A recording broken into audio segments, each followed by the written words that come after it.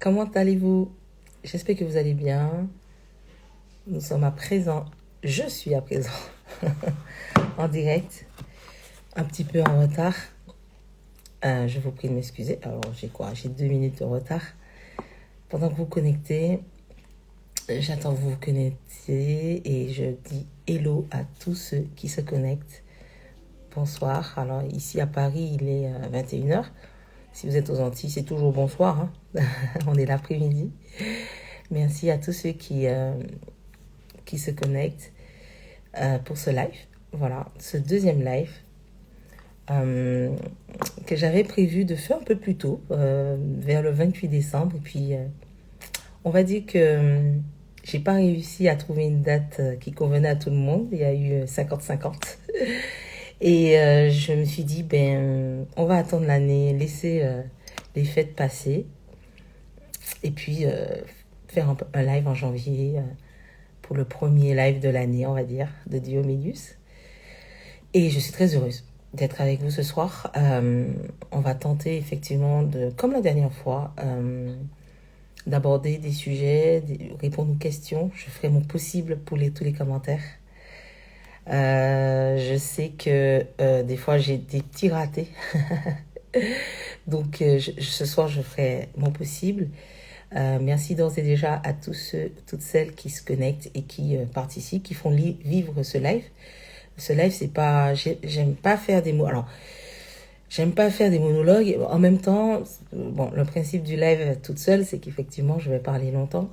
Mais si vous me posez des questions, si vous interagissez, c'est beaucoup mieux. J'avais prévu qu'effectivement vous puissiez, pourquoi pas,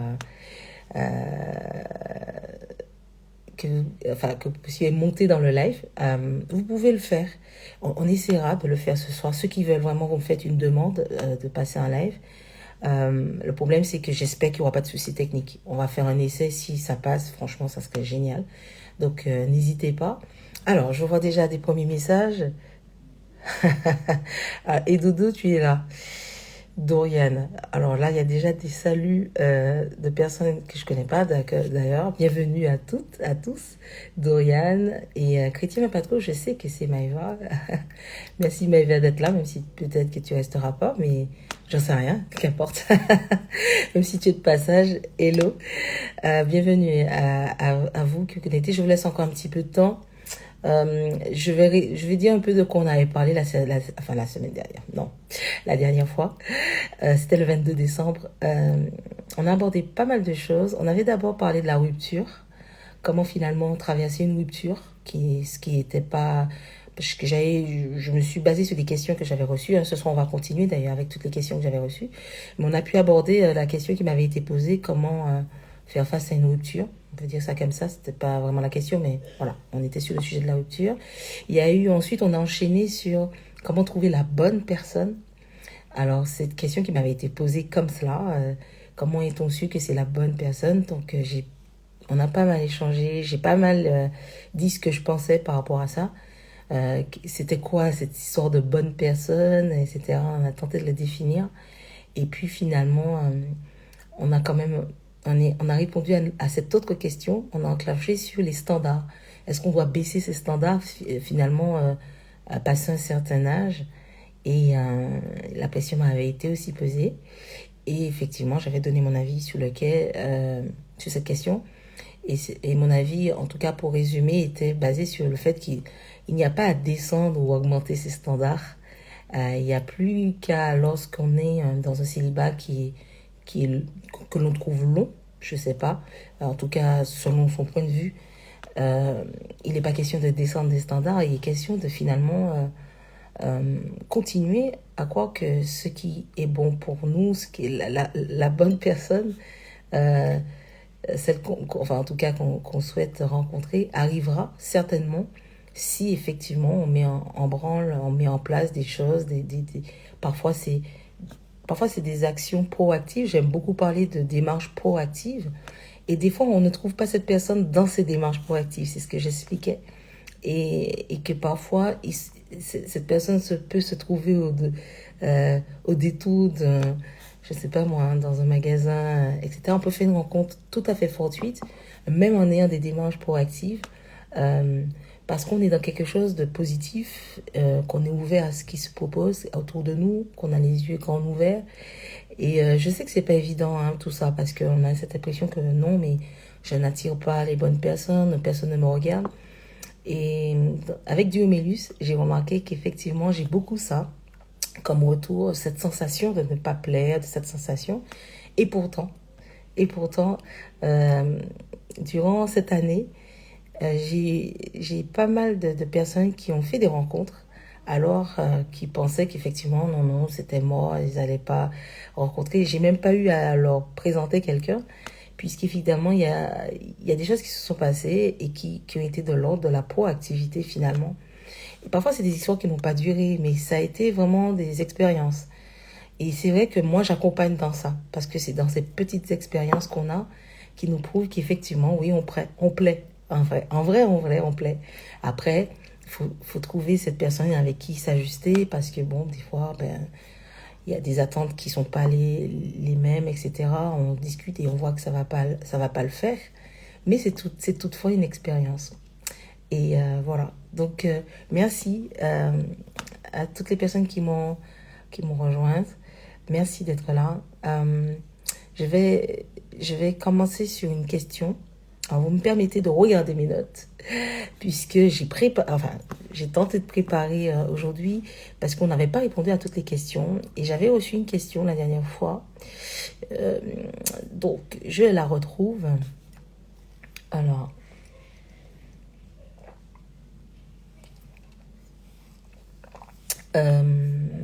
j'avais eu une question. Ah oui, comment rester joyeux ou joyeuse? Donc, c'était au féminin, donc je pense que c'est un homme qui a posé la question. Comment rester joyeux dans l'attente de trouver la bonne relation, la bonne personne de manière pratique? Voilà. Euh, et si cette question m'a été posée, je pense qu'il y a quelque chose de l'ordre de, voilà, je trouve que mon célibat est un peu long, je suis dans cette attente, et pourtant je voudrais être dans une attente joyeuse, parce que comment rester joyeuse, la question m'a été posée comme celle-là.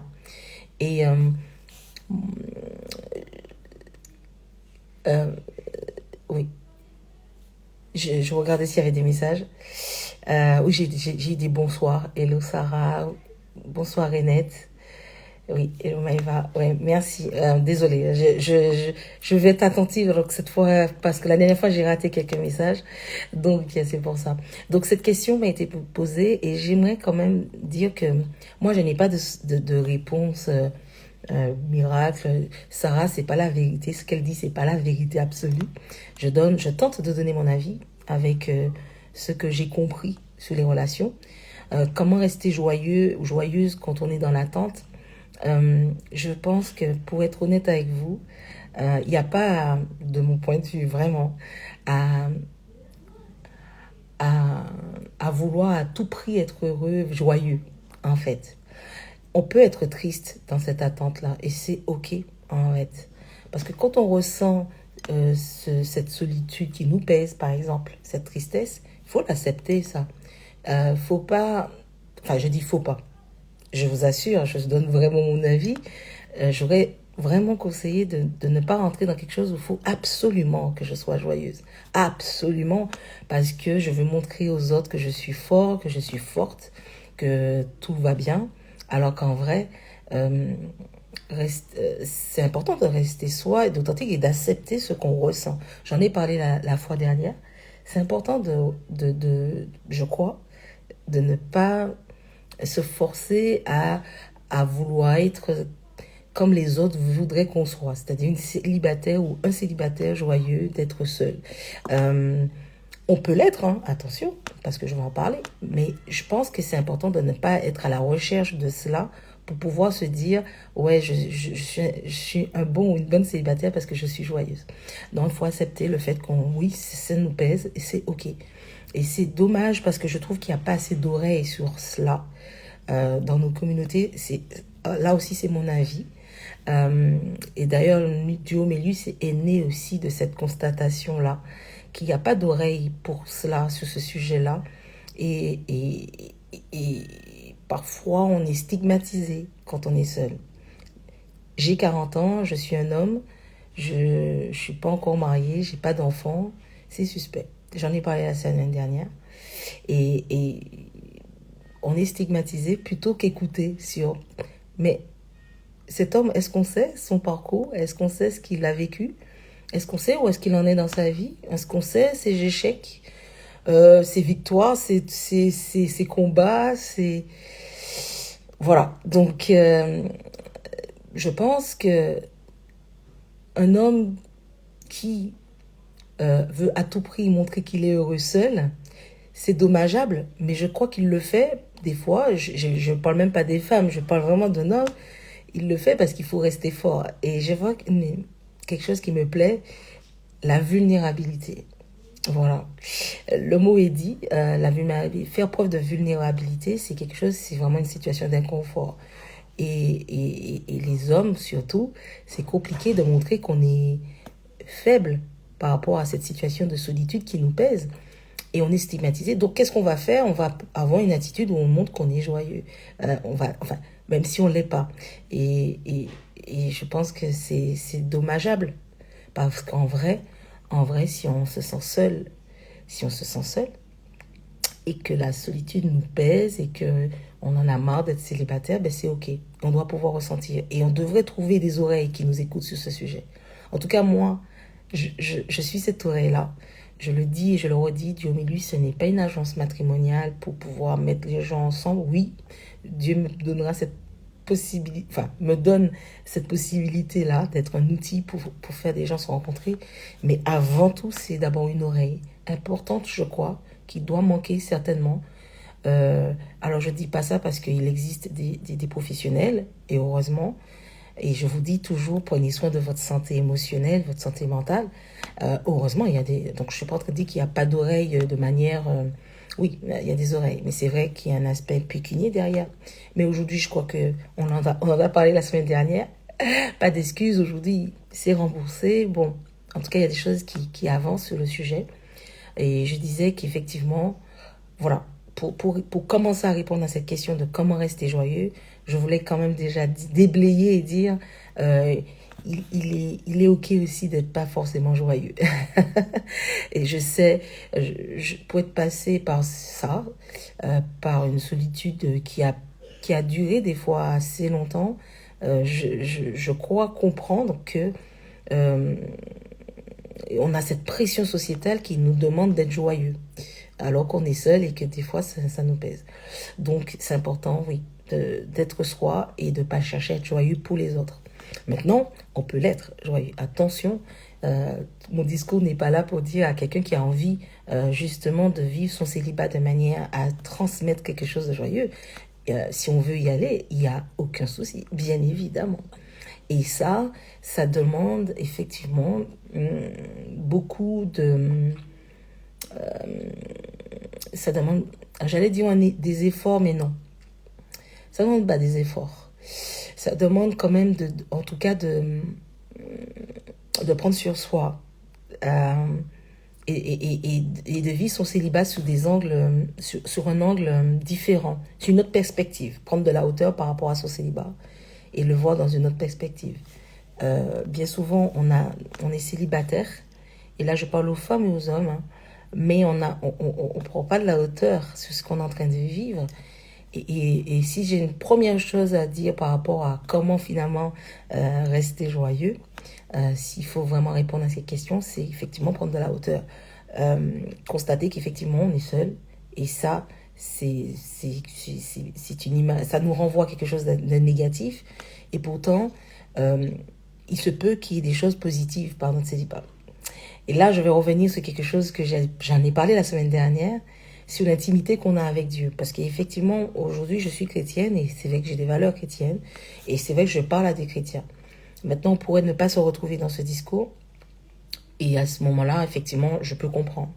Mais si on est chrétien, si vous m'écoutez, et même en replay, hein, et que vous êtes chrétien, ça devrait vous parler de comprendre que l'intimité qu'on a avec Dieu nous permet de prendre des fois de la hauteur. Un être humain nous permet de prendre de la hauteur. J'en parle souvent, hein, la vie objective de quelqu'un qui n'est pas son ami, mais qui va être un professionnel, un expert, qu'importe.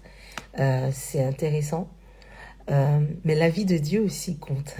J'ai envie de dire, c'est le premier avis à écouter. Et c'est pas simple. Mais quand on gagne en intimité avec Dieu, il nous permet de prendre de la hauteur. Et de nous permettre de voir, peut-être de comprendre pourquoi, pour l'instant, on est dans cette saison, on est seul. Je connais beaucoup de célibataires qui sont vraiment joyeuses, parce qu'ils ont réussi à prendre cette hauteur-là. C'est pas, j'ai pas dit que c'est simple, hein, mais ils ont réussi, de mon point de vue, à avoir cette hauteur-là. Et je ne dis pas que c'est pas parce qu'on n'a pas Dieu dans sa vie qu'on peut pas. En même temps, je suis en train vraiment d'appuyer sur le fait que c'est important. Parce que sans cette intimité avec Dieu, pour sentir effectivement qu'il nous parle sur des sujets, on risque effectivement de ne pas trouver cette joie parce qu'on ne comprend pas ce qui se passe. Et des fois, je dis des fois parce que je ne sais pas, je ne suis pas à votre place, je ne connais pas l'expérience qu'on peut vivre, je ne suis pas dans votre intimité, je suis personne pour parler de votre intimité avec votre Dieu. Mais pour moi, en tout cas, passer par cette phase pour comprendre pourquoi j'étais seule et pourquoi j'avais rompu, ma dernière rupture avant que je me marie a été terrible pour moi. Il fallait que je prenne de la hauteur. Et, et Dieu m'a fait clairement comprendre que cette rupture était pour mon bien et pour mon bonheur. Ces choses, mais c'est fou. C'est vraiment lui qui m'a révélé que c'était pas pour moi. Cette relation, etc., etc. Donc, parfois, la solitude aussi, enfin, le fait d'être célibataire nous emmène, lorsque Dieu nous parle dessus, à comprendre pourquoi, finalement, on est seul. Dans cette saison-là, il peut se passer plein de choses. Quand on est seul, on est plus disponible pour certaines choses. Je ne suis pas en train de dire, attention, comme vous êtes célibataire, allez-y, prenez des postes à l'église, faites plein de trucs. Alors oui, pourquoi pas, mais je ne suis pas en train de faire l'apologie du célibat en disant que comme je suis célibataire, mais je ne vais pas mentir. Je crois que c'est important de comprendre que dans cette période-là, Dieu aussi nous demande, lorsqu'on est disponible, de le servir sur des choses qui pourraient être nécessaires à ce moment-là de votre vie. Peut-être pas toute, mais cette période-là. Ça peut être une piste, en tout cas, que Dieu peut mettre en avant. Lorsque vous prenez du recul avec Dieu, c'est vrai qu'il va vous montrer des choses. Et des fois, quand c'est pas clair, oui, consulter aussi, prendre soin de sa santé mentale, voir un spécialiste, un thérapeute, qu'importe, quelqu'un d'objectif qui va permettre de prendre de la hauteur. Et parfois, on peut découvrir aussi d'autres pistes, d'autres styles de pistes. En tout cas, moi, si j'ai quelque chose à dire par rapport à tout ce que je viens de dire, c'est que dans la période où on est seul, il est important finalement de la mettre de prendre cette période comme une période qui peut rester donc joyeuse, à condition effectivement qu'on prenne de la hauteur et finalement qu'on mette en œuvre des choses qui nous permettent finalement d'entretenir cette joie. Cette joie qui n'est pas de dire « Ah, je suis seule, ça va, j'ai le don du célibat », mais plutôt je suis dans cette période où Dieu me demande finalement de comprendre que pour l'instant, c'est comme ça, mais les choses peuvent évoluer. Et en attendant, je peux vivre ce célibat de manière joyeuse. Prendre soin de soi, avoir du temps pour soi. C'est important de prendre... On le dira pas assez. Alors, j'ai parlé de prendre soin de sa santé émotionnelle et physique et mentale. Mais qu'en est-il de prendre soin de sa santé physique dans ces périodes-là, c'est intéressant quand on est seul d'avoir vraiment ce temps pour soi, en vrai de vrai. Bon, moi je suis mariée depuis 13 ans, j'ai 2 enfants, je prends de moins en moins soin de moi. Aujourd'hui, je prends conscience qu'il faut vraiment que je multiplie. De temps en temps, j'arrive à m'extirper et à prendre soin de moi comme je l'ai fait. J'ai fait ma story, on était le 2 janvier. Prendre du temps pour soi, pour son bien-être physique. Et quand on est seul, on a le temps de les multiplier, ces temps-là. J'allais dire, je rigole, je vais dire quelque chose, mais faut pas le prendre au premier degré, mais je jalouse quand même certaines femmes célibataires parce qu'elles ont le temps de pouvoir prendre ça délai. Alors attention à ce que je dis, d'accord? C'est, c'est ma façon de dire que, je dis je jalouse, mais c'est pas le bon terme. C'était pour dire que on a, de mon point de vue, quand on est célibataire, on peut voir ça sous cet angle-là, d'avoir de la chance, d'avoir du temps pour soi. Même si, quand on est en couple, on peut avoir du temps pour soi, d'accord? Très important. Mais c'était une façon de voir les choses, de voir le verre à moitié plein. C'est souvent ça que j'explique à pas mal de personnes avec qui je discute de leur célibat, dans les mentorats, dans les séances de mentoring que j'ai avec certains célibataires. C'est vraiment d'avoir de prendre le temps de prendre soin de soi. Et donc ça, c'est une des pistes si on tente de vouloir rester joyeux. Et puis après, il en découle pas mal de choses. Hein. Et se fixer, dans cette période-là, on peut se fixer des objectifs, etc. Voilà quelque chose qui... j'ai pas envie de faire de la théorie là ce soir en disant oui, ben, tu es seul, tu as le temps de prendre soin de toi, et puis tu as le temps aussi de te fixer des objectifs. En vrai, c'est vrai ce que je dis. Maintenant, je ne dis pas que c'est simple, je ne dis pas que c'est évident. Mais comme la question m'a été posée, il est important pour moi de dire que ça peut être une période vraiment très joyeuse. Si effectivement, on prend de la hauteur et on se dit, ok, Seigneur, tu me donnes le temps de faire certaines choses, alors je vais les faire. Et même si au départ, ça nous paraît un peu, voilà, on traîne un peu du pied, mais en fait, voilà, j'ai la sensation en tout cas que des fois, on pourrait ne pas accepter. On n'a pas envie d'être seul et c'est tout. Et quelque chose que Dieu nous montre sur cela, on veut rester dans quelque chose de négatif. Alors libre, on est libre hein, de vouloir rester dans le négatif. Mais moi, ce soir, je réponds à cette question en disant, on peut voir les choses de manière positive, mais encore faut-il, voilà, je l'ai dit, gagner en intimité avec Dieu pour prendre du recul. Pourquoi pas consulter pour prendre aussi du recul. Et puis, avec ce recul, finalement, ben, profiter de cette période pour prendre soin de soi, pour faire des choses qu'on ne peut pas faire quand on est en couple. Ou pas, c'est-à-dire même des choses qu'on peut faire quand on est en couple, mais de manière investie et sans parfois conséquences sur une vie de couple, sur une vie de famille. Encore une fois, je répète, c'est important, je ne fais pas l'apologie de je dois rester célibataire parce qu'effectivement on a besoin de moi à l'église et que voilà. Je ne fais pas l'apologie de ça, je dis juste, voilà, des fois, Dieu peut nous emmener sur ces genres de missions-là alors qu'on est célibataire. Donc, j'ai tenté de répondre à la question. Si vous avez des commentaires, n'hésitez pas. Je vois qu'il n'y a pas beaucoup de commentaires. Peut-être qu'on m'écoute. Je ne sais même pas si vous êtes là. Vous m'écoutez. Je pense que oui. En tout cas, bienvenue à ceux ou celles qui m'ont rejoint, qui nous ont rejoints. Si vous voulez participer au live, il n'y a pas de souci. Si vous voulez poser une question, vous avez un point d'interrogation en bas de votre page. Et quand vous regardez en bas de votre page, voilà, ce point d'interrogation, vous cliquez dessus et vous pouvez mettre vos questions. Je préfère les voir là parce que je peux les afficher quand j'y réponds. Ou si vous avez une remarque pertinente, quelque chose que vous voulez dire, si vous n'êtes pas d'accord avec ce que je dis. Parce que ce soir, c'est vrai que c'est... l'idée, c'est voilà, on peut ne pas être d'accord avec ce que je dis, on peut ne pas... Et c'est intéressant pour moi de me confronter à ça parce que voilà, ça me permet effectivement de me dire peut-être que j'ai pas, il y a des aspects que j'ai pas. Donc si dans ce que j'ai répondu, j'espère que la personne qui m'a posé la question est là ce soir ou pas, qu'importe si elle regarde en replay. Voilà, donc j'ai tenté de répondre à cette question. D'habitude, je mets la question, je l'épingle dans les commentaires. J'ai oublié de le faire, désolé. Donc je répondais à cette question, comment rester joyeux ou joyeuse dans l'attente de trouver la bonne relation, la bonne personne de manière pratique. Et voilà, donc j'ai tenté d'y répondre. J'ai pas de message, je vais passer sur une autre question.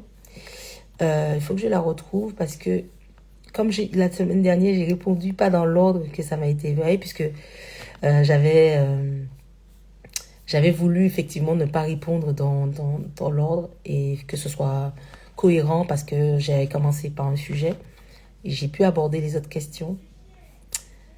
Euh,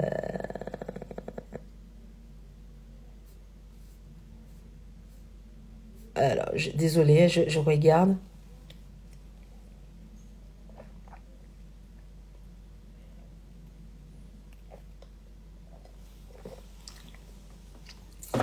Vous voyez, ah, effectivement, la semaine dernière, j'avais parlé de la rupture et parce que la question m'avait été posée comme celle-là, comme ceci.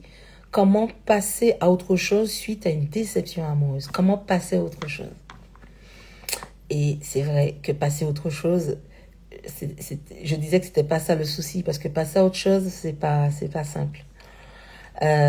Plutôt voir les choses dans comment je peux guérir de ma blessure, prendre le temps de guérir, euh, passer à autre chose. Si on le voit dans cet angle-là, ça peut être une grosse montagne à gravir. Euh, et, et le but de voir une rupture comme une expérience qu'on a vécue. Pareil, hein, prendre du recul. Je parle beaucoup de ça, de prendre de la hauteur dans des situations. C'est parce qu'on a la tête dans le guidon que toutes les questions que vous allez me poser, souvent, quand on pose des questions sur comment faire, euh, pourquoi je ne trouve pas, des choses qui sont liées à son célibat et qu'on vit mal, toutes les questions vont vraiment, à chaque fois mes réponses vont souvent être pareilles parce que, enfin quand je dis pareil, y a des choses qui, ça va converger vers le fait que on est dans une situation et on a la tête dans le guidon. Donc, comment voir les choses quand on a la tête dans le guidon? J'ai pris l'exemple de la personne qui est sur son vélo, qui prend une pente, voilà, qui descend une pente, je sais pas, voilà, et qui descend la tête dans le guidon. Euh, cette personne ne voit pas voit le danger, on va dire le danger immédiat, la tête dans le guidon, voit le sol devant lui se défiler, mais n'a pas de hauteur sur ce qui est en train de se passer. Et souvent, des accidents arrivent parce qu'il ne va pas voir une voiture qui va débouler sur les côtés, par exemple. Ou qu'importe. Et lorsqu'on place une caméra sur cette personne qui descend à vélo, dans cette pente, ben, un drone ou une caméra, voilà, et un hélicoptère qui filme d'en haut, on voit bien que c'est cette personne qui filme, qui voit tout ce qui se passe pour cette personne. Et si cette personne a un casque à l'oreille et qu'on lui dit, voilà, il y a ça, il y a ci, il y a ça, cette personne prend de la hauteur en vrai. C'est pas la tête dans le guidon que tu vas voir quoi que ce soit. Pourtant, tu descends, tu dévales. Et cette image m'est venue la semaine dernière parce que je crois que toutes les questions que je disais que vous allez poser, c'est que des fois, on est la tête dans le guidon. Et toutes mes réponses vont se porter sur prendre de la hauteur. Et prendre de la hauteur, ça passe par n'importe quelle... enfin, n'importe quelle, non, j'exagère. Il y a différentes façons de prendre de la hauteur. Et prendre de la hauteur, c'est soit, effectivement... j'ai pas envie de dire soit. La première chose, de mon point de vue, quand on est chrétien, c'est de gagner en intimité avec Dieu. Vraiment, vraiment avoir... gagner en intimité avec Dieu, c'est comme si on sait comment faire pour gagner en intimité avec quelqu'un, n'est-ce pas? On sait comment gagner en intimité avec un ami, avec quelqu'un aussi avec qui on veut être en relation amoureuse. On sait tout ce qu'on doit faire. Et bien avec Dieu, c'est vrai qu'on va fonctionner avec quelqu'un qui est dans l'invisible, mais il est possible d'avoir cette intimité avec lui lorsque finalement on va cheminer et on va se mettre finalement à son écoute. Donc, mes réponses vont toujours parler d'abord de ça. Et Dieu nous permet des fois d'avoir cette hauteur-là qu'on n'a pas. Et puis si des fois c'est pas palpable, parce qu'effectivement le Dieu de l'invisible, là, euh, on a l'impression que on n'y arrive pas. Et ça c'est ok, c'est humain. De pas ressentir, de pas savoir quand Dieu nous parle. C'est pas si évident que ça. Et là, l'être humain a besoin de palpable, de choses concrètes, et consulter quelqu'un sur Terre, donc finalement nous permettra aussi d'avoir de la hauteur. Parfois, il s'est passé des choses dans nos vies, des blessures, des choses qu'on n'a pas la hauteur. Et ça pourrait expliquer pourquoi on est dans des situations d'échec. Et là, je parle du célibat, mais voilà, sur d'autres domaines, vous avez compris. Et voilà, donc pour répondre à toutes les questions, je parle vraiment, vous allez m'entendre souvent parler de prendre de la hauteur. Souvent, souvent, souvent. Et c'est par ça que j'ai dû passer pour comprendre ce qui se tramait pour ma vie et que Dieu m'a expliqué que c'est non pas ce que tu veux, mais ce que je veux moi. Mais je te laisse le libre arbitre. Tu vas faire tes propres choix. Et à ce moment-là, si tu me laisses te guider sur ce qui est bon pour toi et pas ce que tu penses qui est bon pour toi, là, les choses vont être différentes. Donc, voilà. Je vois qu'il y a une question qui est arrivée. Alors, je regarde dans le feed, dans le fil.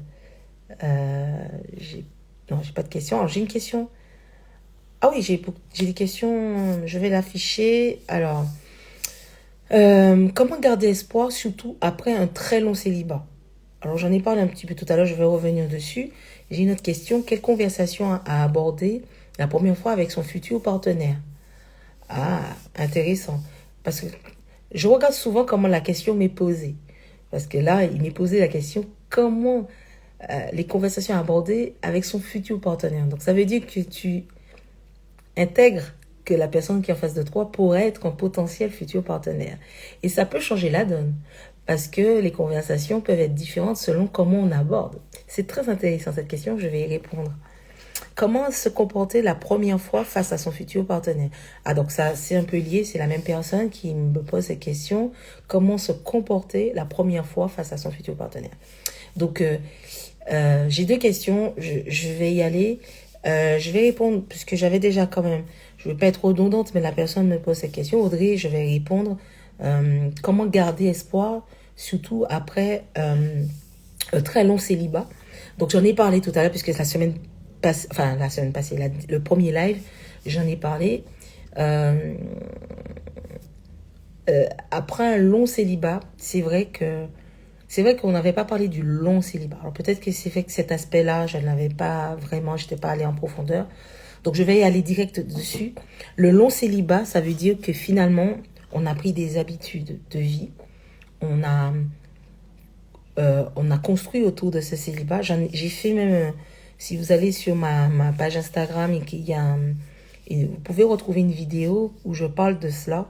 Quand on est célibataire, finalement, on entre dans une espèce de moule, une espèce de carapace, et on se dit, voilà, je suis célibataire, je suis fiché célibataire, et finalement, on va rentrer dans des habitudes.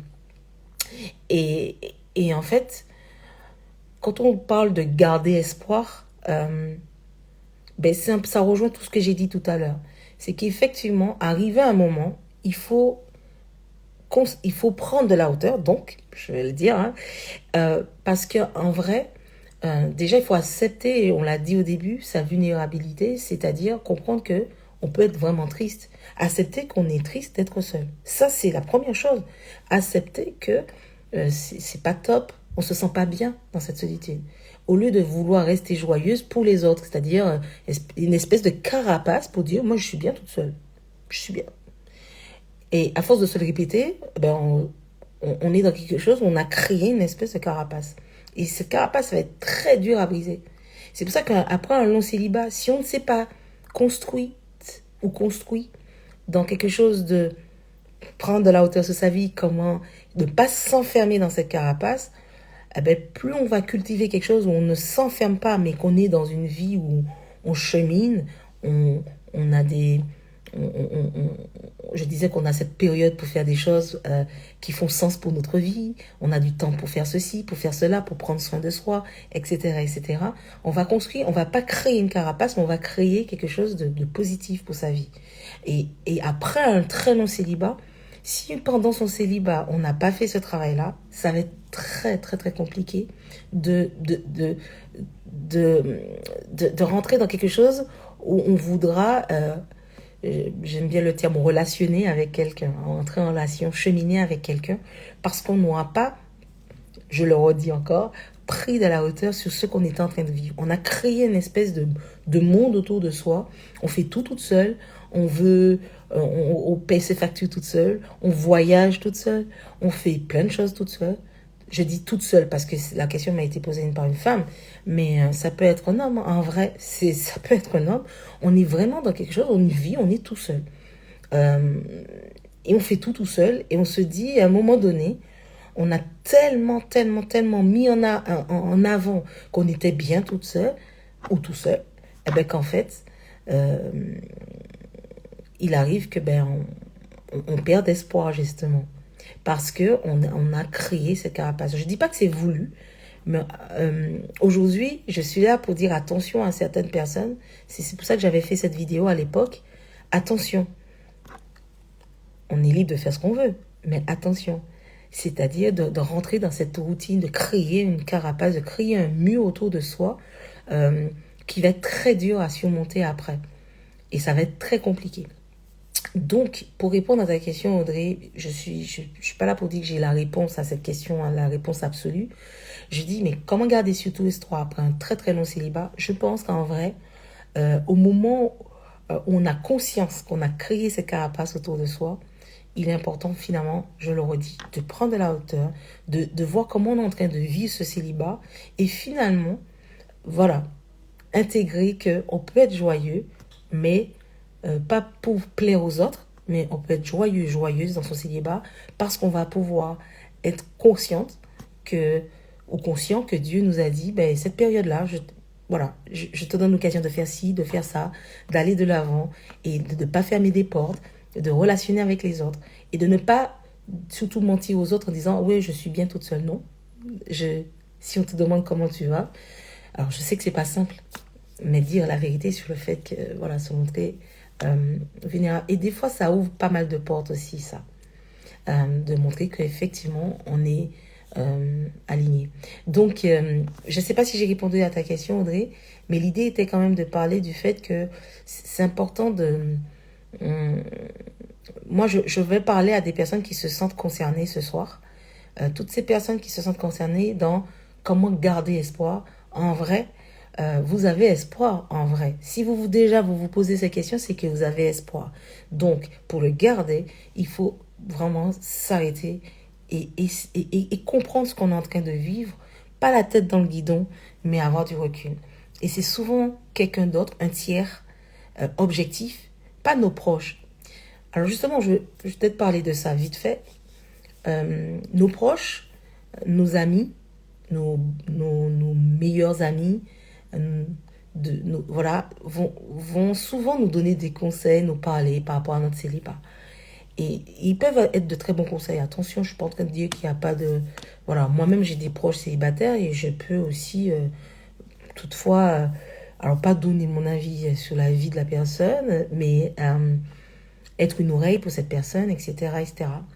Et on peut finalement avoir la sensation qu'on est donc écouté et ça peut faire du bien. Mais quand les personnes, justement, sont très proches de nous, c'est biaisé. C'est biaisé parce que pour ne pas nous blesser, certains amis ou certaines amies ou certains proches vont avoir du mal à chercher à nous blesser. Donc forcément, vont toujours nous caresser dans le sens du poil, pensant bien faire. Ce n'est pas du jugement ce que je dis, parce que je pense que derrière, c'est pas je pense, il y a pas une volonté de faire mal, mais on pense faire bien en disant oui, ben effectivement, par exemple quelqu'un, voilà, mon ami a une rupture. Et je lui dis, ouais, ça va aller. Un de perdu, 10 de retrouvé.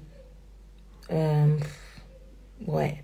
Alors, c'est des phrases qui sont vraies, mais tellement pas appropriées. Je me trompe ou pas? Et nos proches, c'est ce qu'ils nous disent. Et l'intérêt d'avoir quelqu'un qui est objectif, c'est-à-dire un tiers qu'on ne connaît pas, qui n'est pas notre ami, donc un professionnel, un expert, ça donne une autre... On a une autre façon d'aborder les choses. Donc voilà. Merci. Alors je crois que j'ai répondu à cette question. Je crois que tu as dit oui. Oui, merci. Donc, quand je parle de prendre de la hauteur avec quelqu'un qui est... avec un professionnel, avec Dieu déjà, hein, je l'ai dit, hein, premièrement, mais aussi avec un professionnel, mais pas forcément un professionnel, mais quelqu'un d'objectif. Et les gens, les personnes objectives ne sont pas dans notre entourage proche. Ce qui est logique parce qu'effectivement, les gens proches vont pas nous... Ils vont donner des conseils, mais ça va être biaisé. Ça peut être biaisé et parfois ça peut être même pas très constructif finalement. Ça peut être, je cherche le terme, dis-moi, c'est contre-productif. Ouais, je crois que c'est ça que je cherchais. Pourtant, cette personne nous aime, elle nous dit des choses qui, voilà, mais voilà. Et donc, voilà, si j'ai un conseil à donner, quand on veut prendre de la hauteur, c'est d'utiliser des personnes objectives qui vont pas nous caresser dans le sens du poil, mais qui vont pas nous faire du mal non plus, parce que, par exemple, me concernant, quand je parle aux célibataires, même si je ne caresse pas dans le sens du poil, je cherche à avoir beaucoup de bienveillance, bien entendu. Mais c'est vrai que je vais dire des choses que tu n'auras sûrement jamais entendues avant. Il est fort probable. Il est fort probable. Je ne dis pas que c'est à chaque fois comme ça, mais il est fort probable. Et je vais dire des choses qui vont bousculer un peu, qui vont un peu ébranler. Et est-ce que c'est pas ça qui fait bouger les choses? En vrai, ouais. En vrai, ouais. Voilà.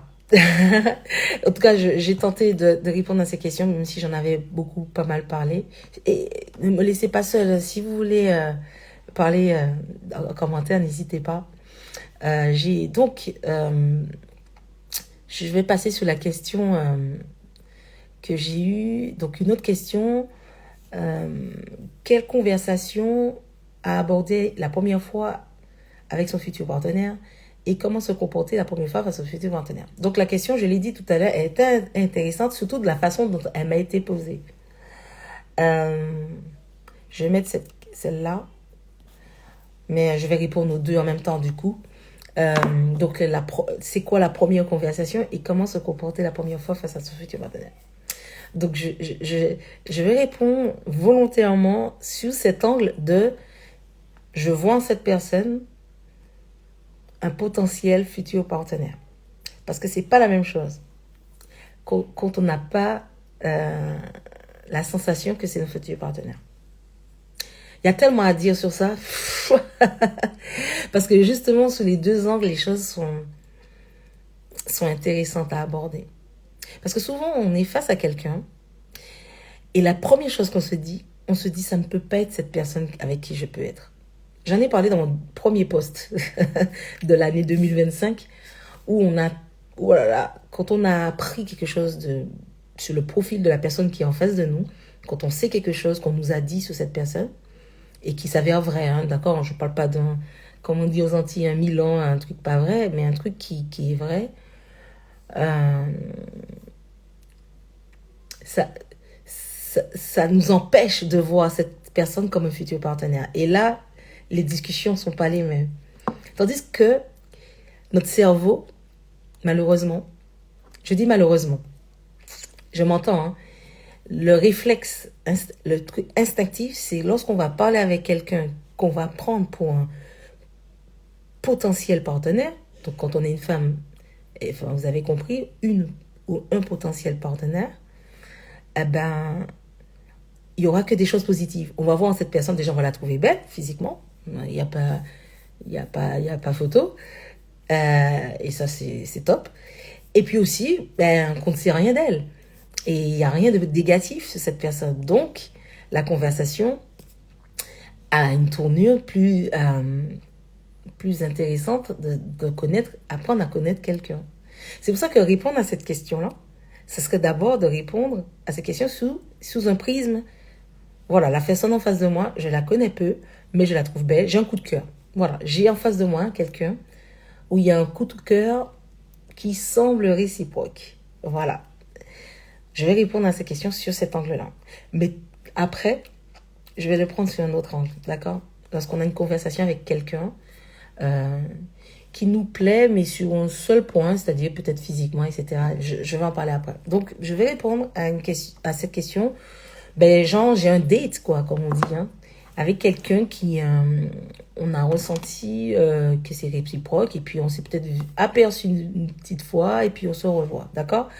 Je pense que, Dorian, tu as posé cette question en ce sens. D'accord? Parce que quand tu dis face à son futur partenaire, on est vraiment dans quelque chose de... D'accord? Euh, c'est super intéressant. Je l'aborde dans mes entretiens avec les célibataires, l'entretien Nocemelius.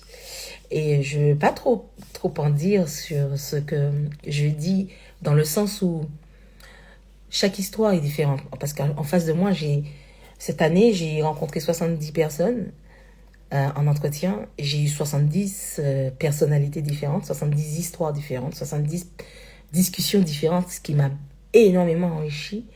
Donc ce soir, je vais tenter de le prendre sur quelque chose de général. Et j'aborde lors de cet entretien des choses en liées au fait... Alors, je vais poser des questions non pas sur ta personnalité, mais sur comment tu abordes tel sujet sur tel domaine. Je m'explique. Si je demandais à quelqu'un sa personnalité, faire un test pour me dire sa personnalité, comment il est, s'il est ceci, cela, colérique, des trucs comme ça, ce serait pas... C'est intéressant de savoir comment la personne est, mais ça ne définit pas vraiment comment elle va réagir face à telle chose dans un couple.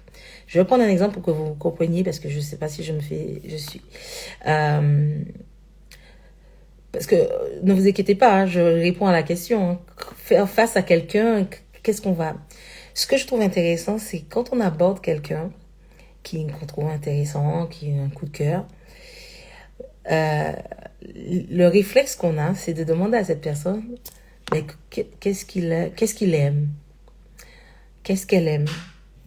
qu'est-ce qu'elle aime faire. Alors c'est bien, il faut pas, voilà. On pose aussi des questions, c'est quoi, je sais pas moi, ton plat préféré. Ok, ça aussi c'est des questions intéressantes.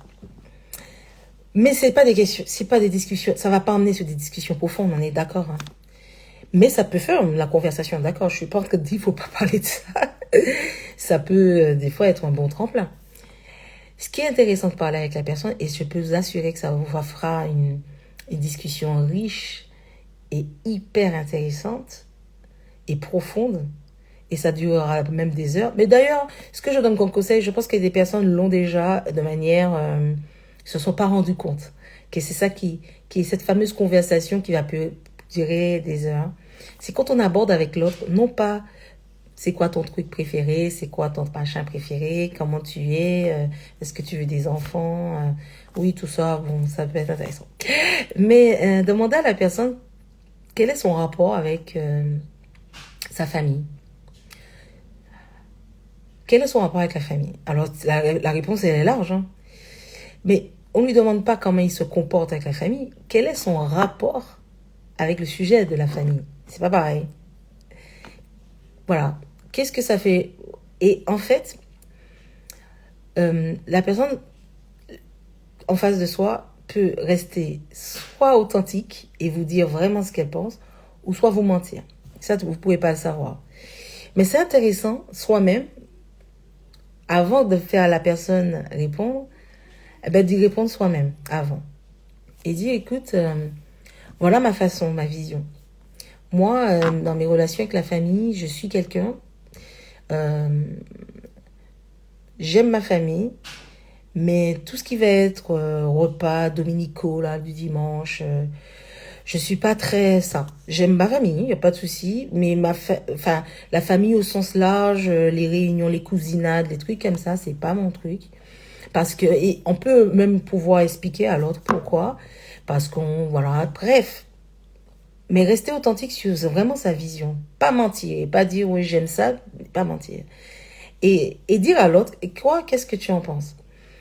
Et ça peut être très intéressant parce qu'on peut se retrouver, alors que la personne nous plaît hein, depuis le début, elle va nous dire, ah non mais moi en fait, tous les dimanches je suis chez ma mère, ou tous les dimanches je suis machin, je sais rien, ou tous les samedis soirs, j'en sais rien, bref. Il va nous dire, waouh, moi pas du tout, moi je suis très famille, très très très famille. Ah Et là, qu'est-ce qu'on fait? Je vous assure, hein, c'est un réflexe qui vient de survie et se dire dans sa tête, ah, ça va être compliqué avec cette personne. J'ai pas dit qu'on le fait à chaque fois, mais on peut avoir ce réflexe-là. Et c'est là que ça devient intéressant de se dire, et si on enlevait dans notre tête cette histoire de compatibilité? J'en parle beaucoup de ça. On a cette impression qu'on est compatible avec quelqu'un qui va avoir justement la même vision que nous. Et on s'attend à ce que l'autre nous dise, ah, moi aussi, je suis pas très famille. Ça nous arrangerait bien. Alors, quand ça arrive, tant mieux. Et c'est un non-sujet. On peut passer à un autre sujet. Parce que là, on dit, ah, un point commun, génial. On aime la famille, on va kiffer ça, etc. Donc ça, mais quand on se rend compte que l'autre en face de nous ne nous répond pas ça nous fait peur. Et là, c'est là que la conversation peut être intéressante. Parce que ça nous donne de la matière à dire, mais comment je peux relationner? J'ai un coup de cœur avec cette personne, comme je ne veux pas tout gâcher pour une histoire de famille.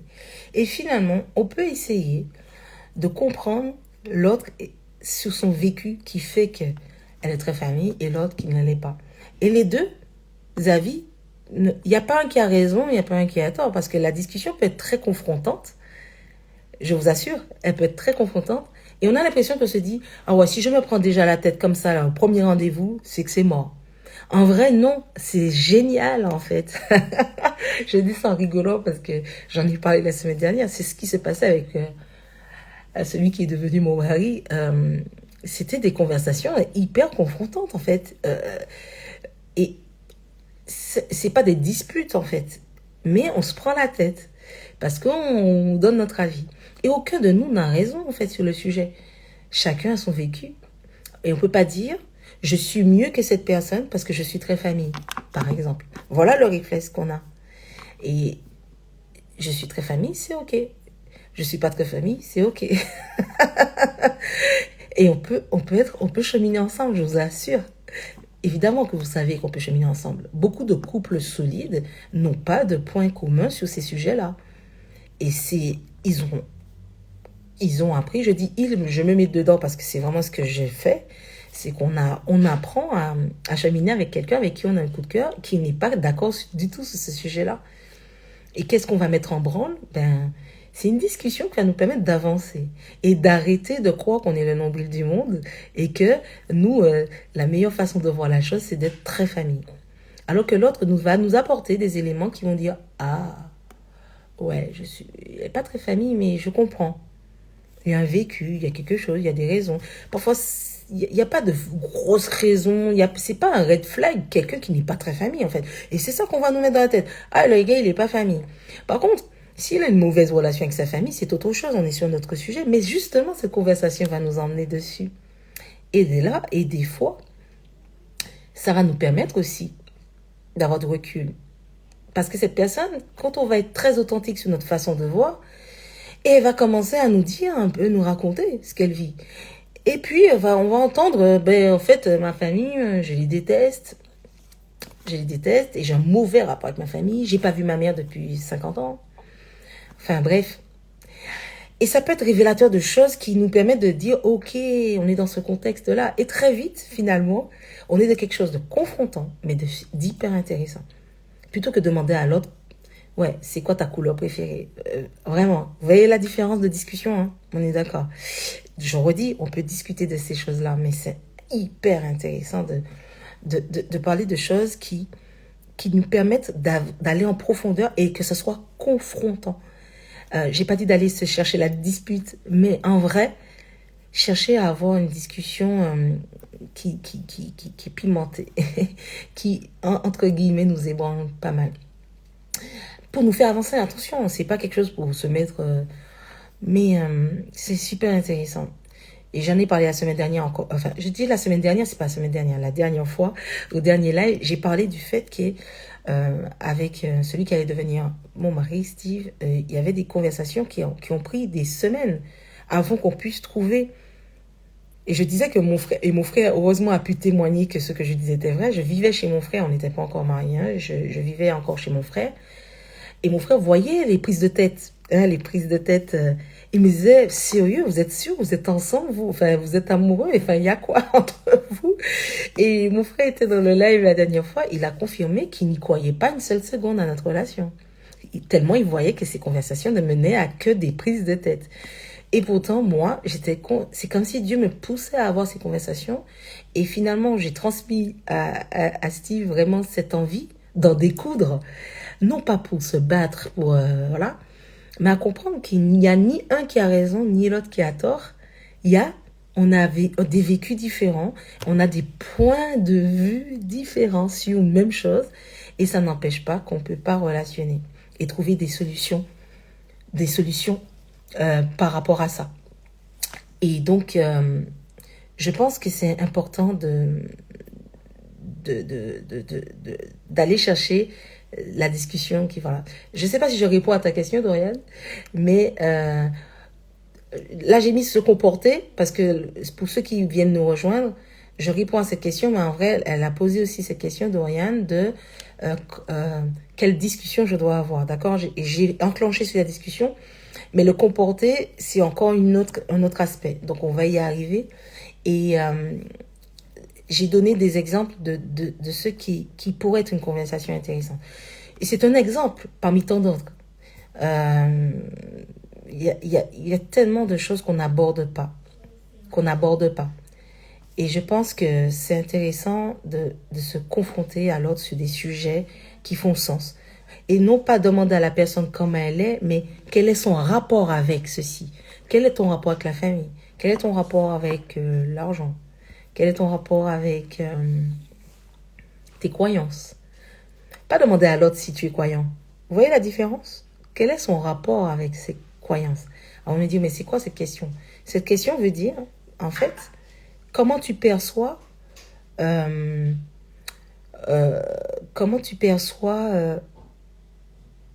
vis-à-vis de tes croyances, comment tu chemines et qu'est-ce qui est important pour toi? Qu'est-ce que tu mets en avant lorsque tu es quand tes croyances, je parle évidemment spirituel, hein, de point de vue spirituel, comment tu chemines dans ta vie? Et là, ça peut faire la différence sur la réponse que l'autre va nous apporter. Parce que demander à l'autre s'il est croyant, il va dire oui, je crois en Dieu. Ok, il n'y a pas de souci, c'est une question comme une autre qui est peut-être intéressante. Mais comment tu chemines dans cela? En quoi tu crois et comment tu crois et quelle est ta... Est-ce que, par exemple, tu crois en Dieu, mais est-ce que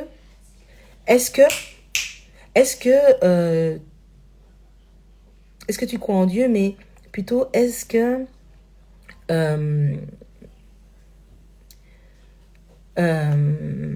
alors je vais être transparente, hein. Je vois mes enfants derrière en train de bouger, ils m'ont fait perdre le fil. Je sais pas qu'est-ce qu'ils font debout.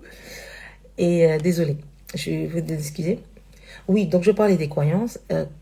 Demander à l'autre comment il vit ses croyances, c'est par exemple demander à l'autre, oui, tu crois en Dieu, mais comment Dieu dirige ta vie? Quel type d'intimité que tu as avec Dieu? Est-ce que quand tu prends des décisions, tu les fais... est-ce que Dieu a une place importante dans tes choix? Et ça fait la différence. Parce qu'on peut croire en Dieu, mais être vraiment dans quelque chose d'hyper... et là, ça peut faire la différence. Ça peut nous mettre, en fait, de créer une discussion qui va être riche. Parce qu'en face de nous, on va avoir quelqu'un qui va, comme nous, croire en Dieu, mais qui va pas vivre les choses de la même façon. Et c'est là que c'est important.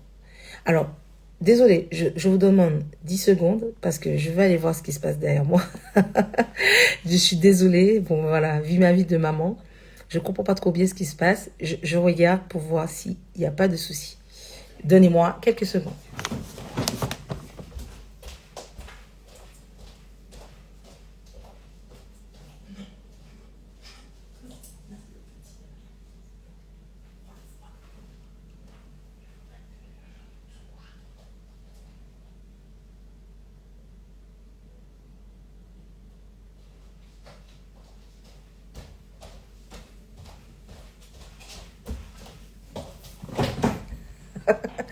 Désolée.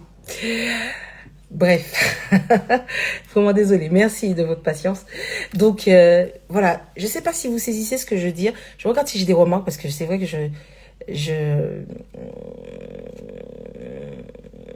j'ai pas de remarques. Donc, j'espère que, Dorian, je réponds à ta question sur le fait que les conversations qu'on a avec l'autre lorsqu'on vient de le rencontrer, quand on a cette personne qui nous plaît, il est important d'aller chercher ce qui va nous déplaire. Alors, c'est un peu bizarre ce que je dis, mais je pense que vous avez compris. L'idée, c'est vraiment d'aller d'aller chercher des discussions qui vont nous confronter. Parce que c'est là qu'on va comprendre que ce coup de cœur, qui pour le coup nous plaisait sur tellement de choses, on avait vu les points communs, il faut voir là où on n'est pas d'accord. Et là, ça va nous permettre de se dire, oh, ok, ça vaut la peine quand même que je m'intéresse, parce que j'ai eu un coup de cœur pour cette personne. Alors pourquoi tout gâcher sur un point de vue qu'on n'a pas? Et même si ça prend des semaines de discussion, mais c'est là que ça devient intéressant. On est vraiment dans cette période que j'ai alors c'est pas moi qui l'ai appelé comme ça. On parle de plusieurs phases hein, quand on est avec quelqu'un. Et la phase de différenciation qui est après la phase de lune de miel. Parce que la phase de lune de miel, c'est quand on est avec cette personne, et je le disais tout à l'heure, pour répondre à cette question, c'est qu'on est dans une phase où on a un coup de cœur réciproque, en tout cas on sent que c'est réciproque, et qu'on a des papillons dans le ventre, qu'on est bien avec cette personne, bien que sa présence nous fait du bien. Et ça, il faut le vivre. Hein. Je suis pas en train de dire qu'il faut pas le vivre. Mais tenter de sortir de piquer, c'est comme si on a une bulle et puis prendre une petite aiguille là pour piquer ça, pour avoir les deux pieds sur terre sur de comment je vais relationner avec cette personne. Parce que c'est bien beau de ressentir tout ce qu'on ressent pour cette personne, mais on va idéaliser cette personne et on va pas prendre des conversations confrontantes parce qu'on veut pas tout gâcher. Or, c'est de mon point de vue une erreur. C'est de mon point de vue, je donne vraiment mon avis, c'est une erreur de vouloir à tout prix avoir que des conversations qui nous arrangent en disant « Ah, super, je ne vois que des choses positives dans cette personne. » Et pourtant, on ne va pas chercher l'info. On ne va pas chercher l'information en vrai. On se contente de ce qu'on voit, de ce que voilà, la personne on a fait un date, on a été au cinéma, on a vu un film, on était bien, on a discuté. Tout ça, c'est génial en fait de vivre des choses, des moments de qualité. Mais je dis pas que discuter avec l'autre sur ces sujets-là n'est pas de qualité, mais vous allez voir que c'est confrontant, ça devient, c'est dur. Parce qu'on se dit, ah waouh, non, c'était mieux là quand on parlait pas de ça en fait. Mais je vous assure, ne fuyez pas ces conversations confrontantes dans les débuts. Attention, chaque histoire est différente. Je suis pas en train de dire que tous les couples ont vécu cela. Mais laissez-moi vous dire quelque chose que je sais parce que j'en parle avec les personnes de manière pratique. Ce que je vous dis là, c'est du témoignage, c'est des personnes avec qui j'ai discuté, des couples avec qui j'ai discuté. Souvent, on ne vit pas ces choses-là dans les débuts, donc toutes ces conversations-là, et on les a dans le mariage, par exemple. On les a dans la relation, quand la relation a déjà 5, 6 ans, 7 ans, si on s'est marié en tout cas. Et c'est là que c'est plus dur. Et j'en ai un petit peu parlé la fois dernière. Et c'est plus dur là. Parce que là, on est dans quelque chose on apprend de l'autre quelque chose. On va prendre cet exemple de la famille. D'accord? Tout à l'heure, j'ai pris l'exemple de la famille. Si vous discutez pas ça très vite de cela, de son rapport avec la famille, est-ce qu'on est très famille, pas très famille, etc. Voilà ce qui se passait lorsqu'on va se marier avec cette personne à qui on n'a pas voulu se confronter sur ce sujet. Peut-être qu'on l'a pas fait exprès, hein, mais on n'y a pas pensé en vrai. Il peut se passer une longue période. Donc, allez, on prend 2 ans de mariage. On vit avec cette personne. On a des habitudes avec cette personne et cette personne, finalement, elle nous a pas dit que tous les dimanches, c'est la famille. Elle nous l'a dit, hein. Mais on n'a pas voulu se confronter. On s'est soumis un petit peu il est tout. Alors, je me mets à la place d'une femme. Je suis une femme, c'est plus simple pour moi, d'accord? Mais ça peut être vraiment dans les deux cas. Donc, messieurs, pardonnez-moi si je prends des exemples féminins, c'est parce que je suis une femme. Donc, c'est vrai que c'est plus parlant. Donc, je suis une femme et cet homme me dit, oui, tous les dimanches, je suis dans la famille. Et toi qui n'es pas très famille, tu vas tu vas pas te confronter à ça. Tu vas dire, ah, il est très famille, je vais pas tout gâcher. Et donc, ok, tu vas dire, waouh, génial. Il est très famille, moi je suis pas très famille. C'est très hyper négatif. Donc, jamais lui parler de ça.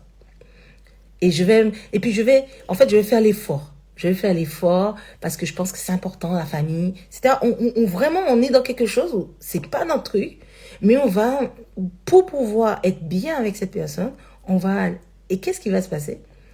C'est que quelques années plus tard, ou quelques mois, je ne sais pas, en tout cas, une longue période se passe, et tous les dimanches, on est avec cet homme dans les repas de famille. Et nous, on n'aime pas ça, mais on y va. On aime cet homme et on se dit, on va pas tout gâcher pour ça. On n'a jamais lui à parler de ça. On va pas lui parler de ça parce que franchement, il faut que je fasse un effort quand même. Hein. Il faut que je sois famille, etc. Et tout se passe bien. Hein. Je suis pas en train de dire que tout se passe mal. On va, il n'y a pas de souci. Mais qu'est-ce qui va se passer d'après vous? Si vraiment au fond de nous, on n'est pas très famille, il y a quelque chose qui peut se déclencher. C'est qu'au bout d'un certain temps, on en a marre. Et on va dire à cette personne, à cet homme, écoute, ce dimanche, je viens pas avec toi.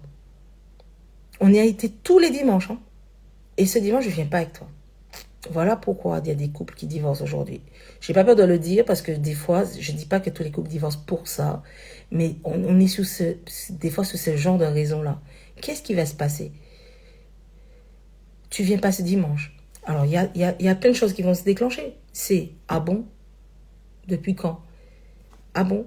Tu m'aimes pas? Ah bon? Tu n'aimes pas ma famille? Ah bon? Mais je comprends pas. Et quand on va tenter de ramer pour pouvoir expliquer, je suis pas en train de dire que l'autre a le droit de nous... Oui, l'autre a le droit quand même de poser des questions, on est d'accord. On a le droit de se défendre sur les réponses. Les réponses sont justes, c'est-à-dire qu'on va dire à l'autre, écoute, je suis pas très famille en vrai, etc. Et on va finalement dire ce qu'on aurait dû dire bien avant. Et là, l'autre personne n'est pas dans la même position. Parce que quand vous étiez dans cette phase où vous ne connaissiez pas, il n'y avait pas d'enjeu. Donc, c'était plus simple d'avoir des discussions qui se finissent par « Ok, on va essayer de trouver un terrain d'entente sur ça. » Mais là, quand on est dans le non-non, dans le truc, c'est fini. Enfin, c'est compliqué. Alors, je dis pas que c'est fini. Donc, j'ai parlé de divorce, mais on peut aussi, finalement. Mais vous avez vu comment ça peut être très dur. On peut frôler au bord de la rupture du divorce parce qu'on va parler d'un sujet qui va être énorme. C'est comme une bombe. C'est comme une bombe. Et cette bombe-là, boum, elle explose. En vrai. Donc, vous voyez un peu ce que je veux dire. C'est pour ça que j'ai trouvé la question très intéressante parce que quand on est la première fois en face de quelqu'un, on va pas aller sur ces sujets-là parce que pour des raisons qui sont liées, des raisons qui sont liées au fait qu'on veut pas gâcher la relation. On va dire, c'est trop tôt de parler de la famille, mais qu'est-ce qu'il y a? Sarah, pourquoi tu me dis de parler de la famille avec quelqu'un alors qu'on n'est pas ensemble? En vrai, je te demande pas, je te dis pas de demander encore une fois c'est qui sa famille, qu'est-ce qu'il a, enfin, est-ce qu'il aime sa famille? Oui, mais c'est quoi son rapport avec la famille? C'est quoi ses habitudes et qu'est-ce qu'il aime par rapport à la famille? Et c'est là qu'on va voir qu'on n'est pas d'accord et on va se confronter. Et si on avait discuté, si ce couple au lieu d'en parler 2 ans et qui en avait parlé le jour où ils s'étaient vus, vous voyez la différence? Ça devient un non-sujet en fait pendant le mariage. C'est ça que ça va provoquer. C'est-à-dire que ça, c'est un truc qu'on va verrouiller là, le jour où on s'est vu la première fois. C'est intéressant. On le voit pas comme ça sur le moment. Hein. On le voit comme quelque chose de confrontant, de prise de tête. Mais je vous assure, quand après cette relation, on est dedans, 2 ans, 3 ans, 4 ans, 10 ans plus tard, c'est un non-sujet. On parle pas de ça, en fait. En gros, on a déjà discuté de ça. Donc, on sait que le dimanche, par exemple, j'irai pas tous les dimanches, que cette personne va pouvoir... j'ai un souci de lumière. Ah oui, mon ordinateur, d'accord. Désolée, pendant un petit temps, il n'y aura pas de lumière. Donc, cette personne cet homme va, par exemple, voir ça avec sa famille en disant, elle n'est pas là aujourd'hui parce qu'effectivement, on a déjà discuté ça. Ça fait, vous voyez ce que ça veut dire? Ça va créer moins de malaise parce qu'évidemment, on aura discuté de ça. C'est un non-sujet.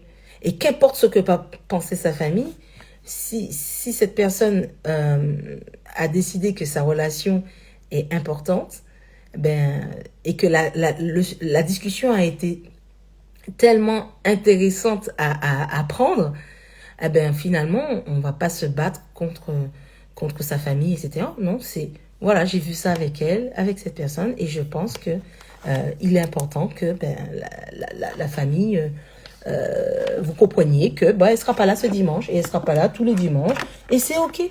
C'est ok. Et ça peut pas dire que finalement, toi qui n'es pas très famille, par exemple, parce que c'est un exemple que j'ai pris, hein, toi qui n'es pas très famille, il se peut que les choses évoluent. Parce qu'on l'a dit dans plusieurs lives que j'ai fait avec des couples. Si vous regardez les replays de ces lives, il y a un point commun. C'est qu'à un moment donné, on se rend compte qu'on change, on évolue, on n'est pas les mêmes. Et effectivement, ben on peut finalement, c'est pas qu'on devient famille, mais il y a quelque chose qui change dans notre vision, quelque chose de positif. Et grâce à l'autre qui est très famille, ben, on peut se rapprocher de la nôtre. On peut voir les choses différemment. Vous voyez ce que je veux dire? Ça nous fait évoluer. C'est ça que l'espace du couple, c'est le meilleur endroit pour évoluer. Voilà. Je le dirai jamais assez. En tout cas, si tu ne souhaites pas évoluer, tu ne veux pas changer d'avis dans ta vie, reste seul, hein, vraiment. Le meilleur endroit pour pouvoir se confronter et se dire, ben écoute, on peut avoir une autre vision en vrai. En vrai. En vrai, on peut se dire, ben ouais, il y a quelque chose de positif parce que l'autre va nous donner une image de la famille qui va être très positive, ultra positive. Et puis se dire que bon, ben ouais, moi, c'était pas évident, mais finalement, je sais pas, mais je trouve que c'est intéressant. Vous voyez le type de conversation qui peut être intéressante la première fois.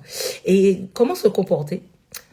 Alors, j'ai dit, oh là là, j'ai pas vu, c'est très important, ça évite les désillusions.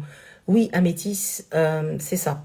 Les discussions confrontantes évitent les désillusions parce que, comme j'ai dit, dans cette période de lune de miel où on est bien avec l'autre personne, on va, voilà, on va dessiner dans notre tête une personne qui va correspondre, on va se dire, waouh, cette personne est parfaite pour nous.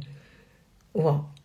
Et donc, on va faire tout pour éviter tout ce qui va nous empêcher que ce bonhomme de neige, comme on dit, fonde. Parce que c'est un bonhomme de neige qu'on construit. C'est un exemple, d'accord? Ça peut être une femme, un homme aussi, d'accord? C'est une image que j'ai prise pour montrer que l'idée, c'est pas d'idéaliser cette personne. Pour éviter d'avoir des désillusions, comme tu dis à Métis, il est important d'avoir des discussions confrontantes dès le départ. Allez chercher à éclater la bulle. Et on va me dire, ouais, mais ce que tu dis est dur, Sarah, mais pourtant, je vous assure. En tout cas, la question m'est posée, moi j'en parle. Après vous faites ce que je veux. J'ai dit que c'est pas la vérité, est-ce que je dis la vérité absolue? Je vous donne un avis sur mon expérience, sur ce que j'ai compris, sur ce dont je m'abreuve pour comprendre les tenants et les aboutissants du couple qui réussit en tout cas, qui reste solide malgré tout. Bonsoir à Sarah, c'est bien Dieu qui t'a offert ce ministère car tes mots et tes pensées, tout est dans le discernement. Merci Sarah. Ben, je te remercie Christine. Après, voilà.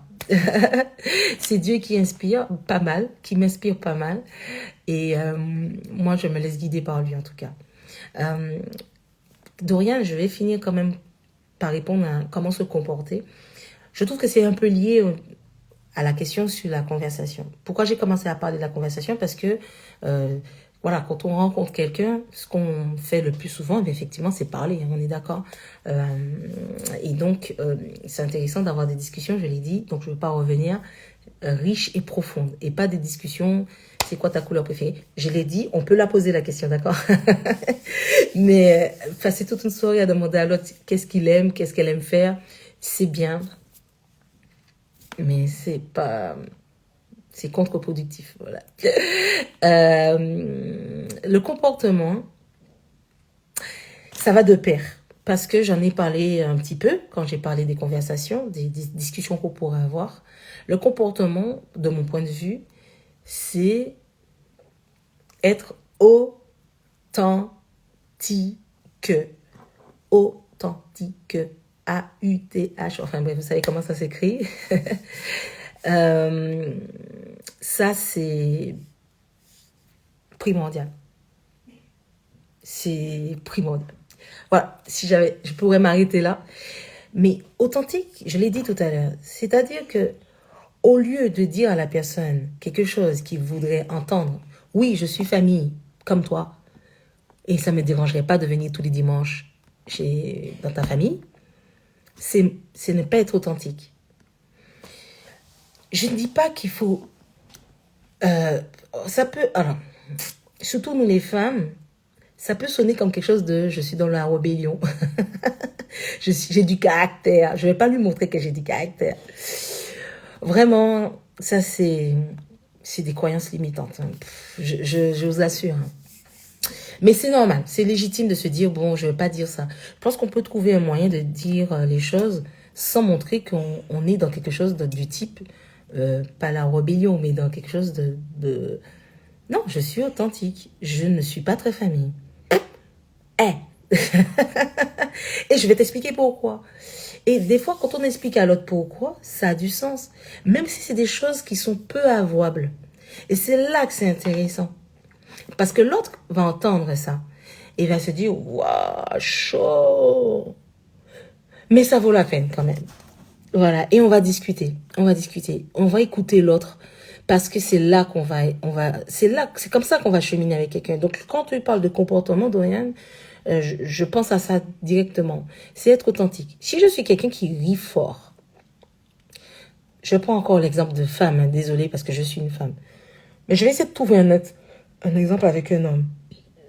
Mais pour une femme, on va prendre cet exemple-là d'abord et puis je vais prendre un exemple. Je suis une femme qui rigole, qui est très voilà, exubérante, mais dans le bon sens du terme. C'est-à-dire, quand je dis le bon sens, parce que pour moi, il est important d'accueillir le fait que on est quelqu'un qu'on nous a déjà dit on est plutôt exubérante. Le réflexe qu'on a, c'est de se dire, je ne vais pas montrer à cet homme que je suis comme ça. Parce que si je lui montre ça, etc. C'est vrai que ça peut faire fuir quelqu'un. Eh ben, tant mieux. Tant mieux. C'est facile à dire, hein, Sarah. Mais la pire erreur qu'on pourrait faire, c'est justement de se dire, ah, bon, Sarah, ce soir, tu ris pas trop fort. Tu ris pas trop fort. Et pendant toute la soirée, on va tenter de ne pas être soi. C'est tellement peu constructif parce que je pense que c'est intéressant d'être authentique. J'ai pris cet exemple-là, mais il y en a plein d'autres, hein, d'accord. Pour les hommes, j'ai aimé trouver un exemple. On peut être un homme qui est très, très, très, très, très timide. Ou alors, allez, peu romantique. Offrir des fleurs, tout ça, c'est ok ça, hein, en vrai. Et finalement, se donner un genre, arriver avec des fleurs. Alors, je dis pas qu'il faut pas arriver avec des fleurs, messieurs. Il y a des femmes qui apprécient cela. Ce que je veux dire, en gros, c'est qu'on pourrait se présenter sans bouquet de fleurs et dire à cette personne d'autres choses qui vont lui permettre, par exemple, de rigoler toute la soirée. Et on oublie, nous les femmes, certaines femmes, enfin je sais pas pour vous, mesdames, mais moi perso, on me fait rire toute la soirée, les fleurs, pas grave, hein. On va se dire dans notre tête, bon, au moins il est franc, il n'a pas amené fleurs, et cet homme peut même m'expliquer pourquoi il n'a pas apporté de fleurs. Enfin, je trouve pas ça, passez-moi l'expression, déconnant. Enfin, je trouve pas ça... Rester authentique, c'est vraiment montrer quelque chose qui... Voilà, si mon truc, c'est faire rire, parce que je sais faire rire et que voilà, tout le monde me le dit et que je suis un ami qui fait rire dans mon entourage, enfin bref, dans la famille, montrer cela à cette femme, c'est... Alors on va dire, ouais, mais je vais passer pour un clown si je fais ça. Passe pour un clown. Et si cette femme, ça n'intéresse pas, elle restera pas. Et puis, ça aura fait le filtre. Mais tu manquerais quelqu'un, par exemple, une femme qui, pour le coup, ça l'intéresse. Parce que, voilà, méfions-nous de ce que l'autre va penser de nous. Méfions-nous vraiment de ça. Parce que c'est ce qui mène notre barque. Et si j'avais à dire, il n'y a pas de comportement à avoir en vrai. Je suis en train de répondre à la question, mais en vrai, c'est pas une espèce de comportement à avoir et à écrire sur une feuille et se dire, bon, je fais ci, je fais pas ça. Il n'y a pas de liste de il faut il faut faire ça et il faut pas. Si rester authentique, pour moi, ce serait vraiment la base. Et à partir de cela, chacune, ben vous faites au mieux de ce que vous sentez qui reste vous. Et tant pis si ça fait le fil ou l'autre. Je dis bien tant pis, c'est pas simple. Mais tant pis parce qu'en vrai, qu'est-ce qui risque de se passer? Tu viens avec des fleurs, tu es en mode, je montre à cette femme que je suis romantique, je l'emmène dans un superbe restaurant, super romantique, tout romantique, tout romantique, tout romantique. En vrai, alors que c'est pas vraiment c'est pas ce genre de soirée que tu as envie de passer. Si tu montres à l'autre, tu l'emmènes dans un endroit que tu aimes bien, où tu vois que l'autre peut partager quelque chose qui vous fait rire toute la soirée. Montrer qu'on est un petit peu gauche. Je sais rien. Rester authentique, c'est le meilleur moyen parce que si on est dans le romantisme, là, à ce moment précis, et puis, à la troisième rencontre, on n'a plus la force parce que c'est pas notre truc. On n'a plus d'idées. Qu'est-ce que tu fais? Ah ben tu vas essayer de trouver des moyens. Tu vas te prendre la tête et tu seras pas concentré sur cette relation. Tout ce que tu vas faire, c'est toujours trouver un moyen de chercher une espèce de romantisme parce qu'on sait que ça va plaire à l'autre. Non, on se méprend parce que c'est là que la rupture va t'arriver. Donc dès le départ, soyons soi-même. Bon, je le dis parce que vous avez devant vous, dans votre téléphone là, une femme qui n'a jamais fait ça avant de rencontrer celui qui va devenir son mari. Je n'ai jamais voulu, dès le départ, montrer qui j'étais. Vraiment, pour avoir une meilleure suite dans l'histoire, en fait. Et Dieu me faisait comprendre que là, non, tu peux pas. Et je me suis mise à avoir des discussions, je l'ai dit aussi, donc avoir des discussions confrontantes, mais non seulement ça, avoir des comportements qui sont les miens. Et ça a été très compliqué parce que il a découvert que, par exemple, j'étais quelqu'un qui, je l'ai dit dans l'autre live, qui n'était pas très, par exemple, sur la route. Voilà, j'étais quelqu'un, Dieu m'a transformé, je l'avoue. Et grâce d'ailleurs à cette relation, mon mariage est vraiment le lieu, mon couple a été l'espace où j'ai pu vraiment faire des progrès sur ce sujet. Ma façon de parler, j'étais vulgaire. Ouais. C'est quelque chose de peu avouable à un homme. C'est ce que je tentais de faire avant, c'est-à-dire cacher ça, jusqu'à ce moment où il va découvrir de manière tout à fait fortuite que je le suis. Et là, quoi? C'est quoi? Et c'est pas que avec Steve, j'ai tout de suite... c'est juste que j'ai cessé de créer un personnage. J'étais moi. Et en fait, je m'en suis pas rendu compte. Comme j'ai gardé ce cap-là, eh ben voilà, j'ai été authentique. On s'est retrouvés à plusieurs fois, à plusieurs moments où il a pu constater que j'étais pas tellement... et que c'était pas vraiment top. Et lui, ça l'a confronté à quelque chose. Qu'est-ce que je fais avec une femme comme ça? C'est pas top. Et je vous avoue que ça a été salutaire pour moi d'avoir été moi-même parce qu'il a pu le découvrir là et on a eu beaucoup d'échanges. Ça a été très confrontant, en vrai. Ça a été très confrontant. Mais encore une fois, aujourd'hui, c'est un non-sujet. Et puis, Dieu m'a permis effectivement de comprendre que ce comportement-là n'était pas le bon. Et ce vis-à-vis, ce miroir grossissant qu'on a en face de soi, cette personne qui va nous remettre finalement bien en face que c'est pas un super comportement, ben ça va nous aider. Et le couple, je le redis, est vraiment le meilleur espace pour ça. Donc, voilà. Si je veux parler de comportement, c'est cela. Je sais pas ce que tu en penses, Dorian. J'espère que j'ai répondu à ta question. On a parlé tout d'abord, pour ceux qui nous rejoignent, je réponds à la question de Dorian. Comment se comporter la première fois face à son futur partenaire. Et elle avait posé la question concernant la discussion. Donc, j'ai d'abord parlé des discussions et ensuite parlé du comportement. Et donc, je parlais donc de discussions profondes, de discussions confrontantes, des discussions... J'ai pas dit d'aller se disputer avec les gens, mais il faut vraiment aller... aller sur des sujets qui nous confrontent, qui nous ébranlent un peu, avec bienveillance, mais surtout avec l'envie de se dire, j'ai un coup de cœur avec quelqu'un, alors il faut que ce soit en filigrane. Est-ce que ça vaut le coup finalement que je me mette à gratter et dire, ah ok, l'autre est comme ça, mais c'est intéressant. C'est intéressant. Donc en filigrane, ne pas oublier que cette personne en a un coup de cœur physique, comme on veut, mais il y a un coup de cœur. Il est là. Et c'est une façon de voir le verre vraiment à moitié plein tout le temps, tout le temps, tout le temps, tout le temps. C'est super intéressant. Merci pour ta question, Dorian. Je regarde si j'ai d'autres questions. Je vois que oui. Il est 22h30. Ça fait déjà 1h30. Je vais tenter de répondre à une dernière question parce que je voulais pas être trop longue.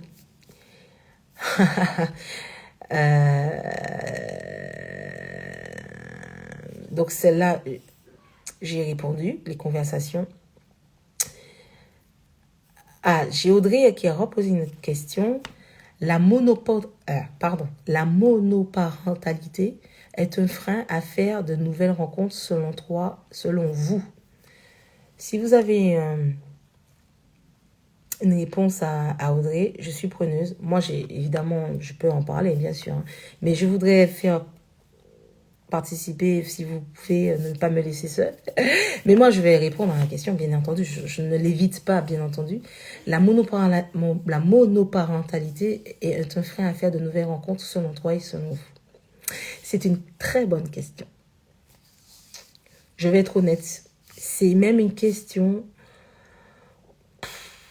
qui, de mon point de vue, n'est pas assez abordée. Et là, je parle en tant que chrétienne, faisant partie d'une communauté. Je trouve que c'est assez abordé. Je n'ai pas dit que c'est pas abordé du tout, hein, d'accord? Ne me faites pas dire ce que j'ai pas dit. Mais c'est très peu abordé. J'ai parlé de stigmatisation au début du live concernant, par exemple, un homme qui a 40 ans, qui est célibataire, qui a ses enfants et qui est seul. C'est suspect, d'accord? Donc la stigmatisation, ça peut passer par là. Et la stigmatisation passe par une femme qui a 1, 2 enfants ou plusieurs enfants et que cette monoparentalité, le fait qu'elle soit seule, à élever ses enfants, en tout cas au moment où on rencontre cette femme, est-ce que c'est un frein? Oui, c'en est un. C'en est un. Et je vais pouvoir vous donner quelque chose d'assez concret qui s'est passé cette année avec un homme qui s'est inscrit à Dieu Minus. Cet homme s'est inscrit à Dieu Minus avec l'intention effectivement d'avoir donc l'entretien avec moi, l'entretien avec thérapeute, tout ça a été fait. Et puis, son désir était de lui présenter, qu'il y ait une mise en relation avec, voilà, une ou plusieurs mises en relation, et était très ouvert voilà. Et vous pensez bien que lorsque je discute avec un homme ou une femme célibataire lors des entretiens, il est important que je puisse savoir les critères des personnes, leurs critères physiques, mais pas que. Mais ça, c'est un autre sujet, d'accord? Je ne vais pas trop en dire parce que là, j'ouvre quand même une autre boîte de Pandore parce que lorsque je discute de ça avec les célibataires, je ne fais pas comme une agence matrimoniale classique ferait, c'est-à-dire prendre des informations, je les prends, je les note et je dis, bon, si je dois chercher quelqu'un pour cette personne, je vais me baser sur ça. Non. Je referme la parenthèse. Lors d'un prochain live, je vais en parler si vous êtes sage de ces histoires de critères, etc. Bref, mais c'est important d'en discuter. J'en discute avec les célibataires. Et cet homme m'a confié qu'il souhaite ne pas rencontrer de femmes avec des enfants. Il me l'a dit. Hein. Il m'a dit, si tu dois me présenter quelqu'un, ne me présente pas de femme qui a des enfants. Je vais vous donner un peu le contexte de cet homme. Il est célibataire, jamais marié, donc pas divorcé, vous avez compris. Jamais eu d'enfant, pas d'enfant. Et il a 40 ans. Donc il est dans une situation très stigmatisante, selon effectivement une partie de la population. Je ne dis pas que tout le monde stigmatise les hommes de 40 ans, hein, mais il y en a une partie qui parle de choses suspectes. Donc il est vraiment dans ce domaine-là. Et lui, il dit, ne me présente pas de femmes qui n'ont pas d'enfants. Qui ont des enfants, pardon, vous avez compris. Et moi, c'est tout ça super intéressant. Et moi, je ne vais jamais dire à aucun homme, à aucune femme d'ailleurs, ah oui, tu devrais changer d'avis. tu devrais vraiment changer d'avis parce que tu te fermes des portes, tu vas passer à côté d'histoire. Non, non, non. Ça, c'est un discours qui est pas du tout constructif. C'est contre-productif. C'est pas du tout de ça dont j'ai voulu lui parler. Vous savez de quoi je lui ai parlé à cet homme? Je lui ai déjà parlé de sa situation. Voilà ce que tu souhaites quelque chose, alors que toi, tu es vu par certaines femmes comme un cas où on ne veut pas te rencontrer non plus. Déjà, est-ce que tu as conscience de ça? Mais je le dis avec bienveillance, bien entendu. Je ne suis pas en train de dire, regarde, tu veux si, mais regarde, avec beaucoup de tact, je peux te mettre en évidence déjà que tu es dans une situation, toi-même, tu n'as pas d'enfant, tu n'es pas marié, mais tu penses que tu es dans une bonne situation qui fait que, en vrai, les femmes devraient te désirer, de vouloir être avec toi, parce que tu n'as pas d'enfant et que tu n'as jamais été marié. Oui, une certaine partie de femmes, oui, mais une autre catégorie, non. Et déjà, prendre conscience que ce que tu souhaites des fois, c'est pas mal de jugement sur la situation de l'autre, pensant qu'effectivement, c'est source de problèmes. J'ai jamais eu d'enfant, donc forcément, si je rencontre une femme qui a des enfants, je vais pas pouvoir. C'est très légitime. Je suis pas en train de me juger et de dire qu'on ne peut pas ne pas vouloir ça. Je ne suis pas en train de remettre en question. Mais moi, je pousse toujours à prendre de la hauteur. J'ai ce critère-là, mais qu'est-ce qui me pousse à avoir cette envie de ne pas, enfin, cette non-envie finalement, de rencontrer une femme et prendre de la hauteur, c'est ne pas remettre en question et dire non, ok, j'enlève ce critère-là. Non, il faut pas le balayer d'un coup de main. Il faut juste comprendre pourquoi on ne le veut pas. Et finalement, te remettre dans une position. Parce que quand je lui demande les raisons, c'est ça. C'est une femme qui a des enfants, ses problèmes, et pourquoi elle a eu des enfants, en mariage. Enfin, ça va très loin. Hein. Donc, dans quelque chose de très stigmatisant. On est d'accord. Hein. Tu ne connais pas l'histoire de cette femme, tu ne sais pas pourquoi elle est dans cette situation, mais tu vas tout de suite dire qu'il y a forcément un problème, puisqu'elle a déjà des enfants, et qu'elle est toute seule. Qu'elle soit divorcée ou jamais mariée, ça te pose problème. Et j'ai tenté de lui dire qu'effectivement, toi, regarde, tu es seule, tu es célibataire, tu as 40 ans. Si une femme là, on est en train de parler, tous les deux, toi et moi, et une femme nous écoutait notre conversation, tu ne sais pas qu'elle écoute, d'accord? Et elle est derrière un miroir sans teint, on va dire ça comme ça, là, comme dans une salle d'interrogatoire. Bref. Et écoute notre conversation et apprends que tu es célibataire 40 ans et tatati tatata. Elle, derrière sa vie de santin, va dire, moi, cet homme m'intéresse pas. Il m'intéresse vraiment pas. Pour moi, il a 40 ans, il est vraiment pas quelqu'un de fiable. Parce qu'à mon avis, s'il est tout seul, c'est que il est pas guéri de ci, il est pas guéri de ça, il a nani et nanana. Quand tu vas entendre, quand tu vas regarder après les images de cette personne en train de parler de toi, tu vas dire, mais elle me juge, cette personne. Elle me connaît pas. Elle ne me connaît pas, elle connaît pas mon histoire. Et là, tout de suite, ça réveille déjà cette sensation que, effectivement, on agit comme cette personne, puisque on va dire qu'une femme avec des enfants, c'est forcément un problème, c'est forcément. Je redis, il n'est pas question ce soir de dire que qu'on ne peut pas souhaiter rencontrer quelqu'un qui n'a pas eu d'enfant. Je ne suis pas en train de dire ça. Je suis en train de dire, prenons de la hauteur sur les critères que nous mettons pour pouvoir comprendre pourquoi on les a et qu'est-ce qui fait que, en vrai, les raisons sont des fois un peu troubles. Parce qu'en vrai, on ne connaît pas cette personne. Et on va juste juger cette personne sur sa, vous avez compris, sur sa situation. Soit elle est divorcée, soit elle n'est pas divorcée, soit elle a des enfants, elle n'a pas d'enfants. La personne, on va la mettre dans une catégorie de la stigmatisation, clairement. Donc ça, c'est la première partie. Donc, en effet, Audrey, c'est un frein à faire de nouvelles relations parce que beaucoup d'hommes pensent comme cet homme. Mais ils sont très nombreux. Et je ne suis pas en train de vous dire, si tu es un homme et tu m'écoutes, que si tu as cela comme critère, je ne cherche pas à te faire changer d'avis. Je cherche à te montrer qu'effectivement, c'est intéressant de prendre de la hauteur sur les raisons. Ça, c'est la première partie de ma réponse par rapport à cet homme. Parce que c'est pas fini, sinon je vous aurais pas raconté tout ça.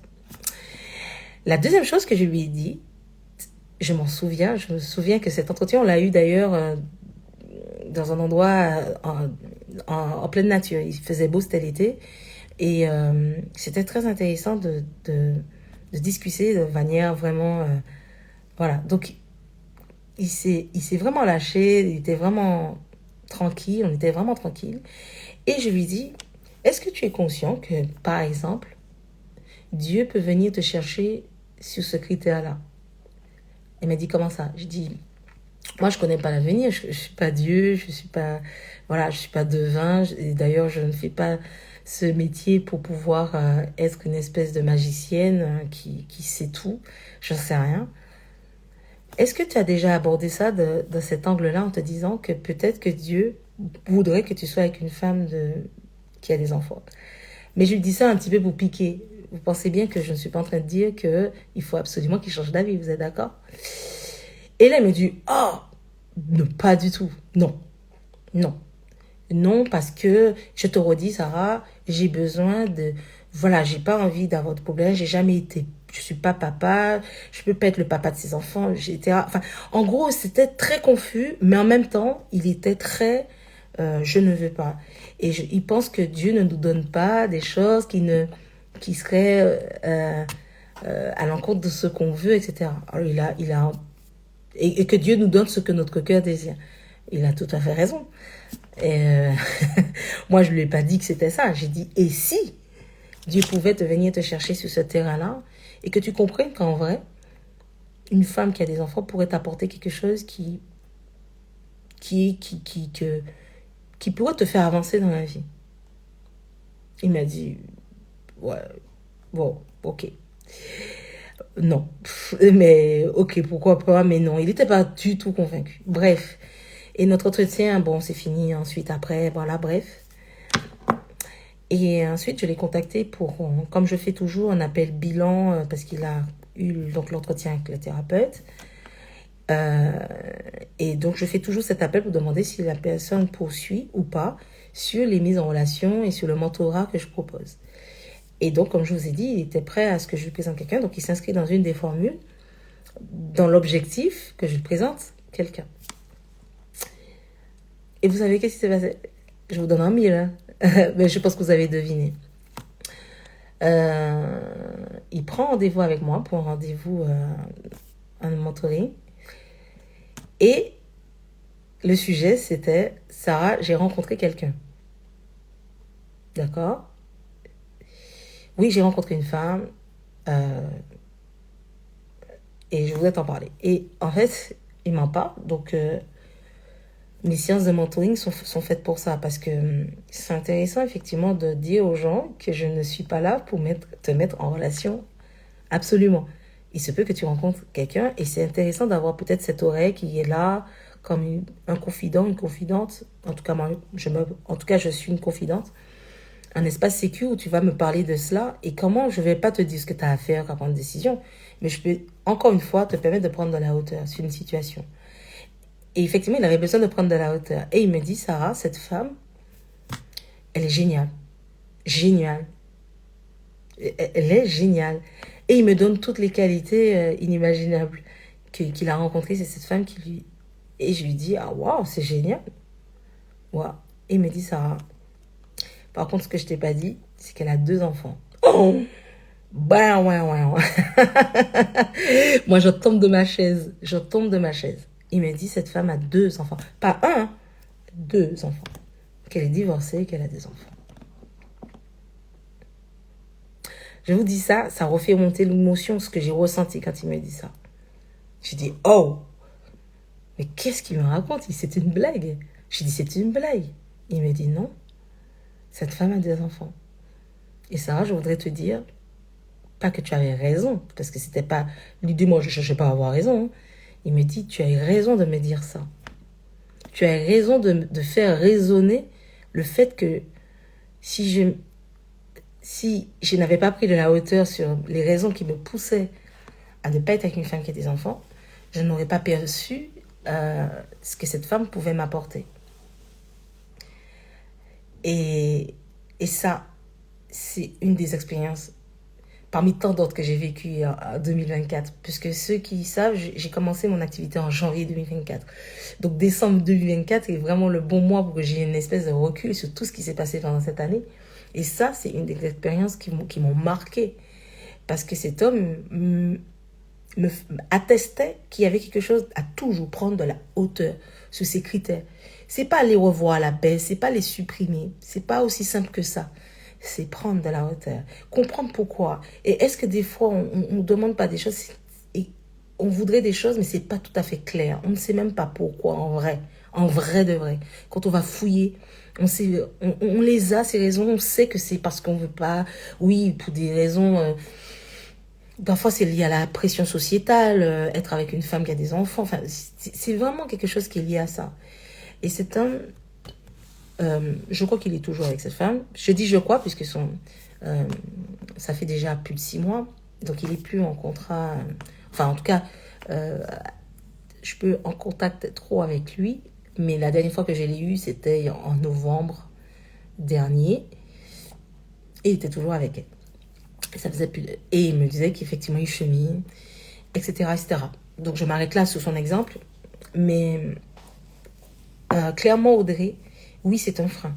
On va pas se mentir, je vais pas ce soir dire, oui, non, en fait, il faut transcender ça, c'est pas vrai, il y a des hommes qui veulent ça. Oh là, oui, il y a des hommes que ça ne dérange pas, attention. Mais je veux parler des hommes à qui ça dérange, et que c'est une réalité. Et que ces hommes, ce soir, je ne les pointe pas du doigt en disant, je vous juge pas en disant, vous avez une mauvaise raison. C'est pas ça. J'ai tenté, par l'exemple que je vous ai donné, de comprendre que, en vrai, si toi, en tant que femme qui a des enfants, et que tu es seule, donc, avec ces enfants, puisque c'est plutôt rare que des hommes soient avec des enfants, je n'ai pas dit que ça n'existe pas. Donc la situation, la question m'est posée par une femme, donc je réponds vraiment dans cet angle-là. Mais ça peut être, je peux répondre à ces questions à un homme qui élève ses enfants seuls. D'ailleurs, c'est le cas chez Diomélius. Il y a un homme inscrit qui élève ses enfants seuls. Et donc, pour le coup, ça peut être très utile, effectivement, pour cet homme de comprendre que il faut se dire que ça peut, voilà, être très compliqué avec quelqu'un qui en face n'a pas eu d'enfant, par exemple. Et pourtant, on rencontre cette personne, on a un coup de cœur, et on se rend compte que quand la personne apprend qu'on a des enfants, la personne peut fuir. Et c'est une réalité. C'est une réalité qu'il faut accepter, en vrai. Il faut accepter qu'il y a des hommes qui ne veulent pas. Mais qu'est-ce que ça peut être intéressant de comprendre qu'il y a des hommes qui peuvent avoir cette hauteur-là. Pourvu que cet homme que tu rencontres, qu'il ait peut-être cheminé avec, soit en thérapie, soit, j'en sais rien, mais qu'il ait pris de la hauteur sur ce qui se passe. C'est pour ça que je dis aux gens, je vous dis à tous, prenez soin de vous et de votre santé émotionnelle, parce qu'en vrai, ça va vous permettre de prendre de la hauteur sur pas mal de choses qui nous embêtent, qui nous font fonctionner d'une certaine façon. Et c'est ça que j'ai parlé dans mon dernier post, et je parlais aux hommes dans mon dernier post de l'année 2024, où je disais aux hommes, mais est-ce que vous prenez de la hauteur sur est-ce que vous n'êtes pas conscient, enfin, il faut que vous preniez conscience qu'il y a des choses, vous êtes construit, votre adolescence jusqu'à votre enfance, adolescence, vers l'âge adulte, vous avez construit pas mal de choses. Il y a tellement de choses qui vont construire, et l'idée, c'est de se dire, est-ce qu'on ne devrait pas apprendre à prendre de la hauteur et à déconstruire? Parce que pour un homme, être avec une femme qui a des enfants, c'est juste pas possible, en fait, pour des raisons c'est sa vision, il a grandi comme ça, il a reçu ça, et puis c'est quelque chose. Et en vrai,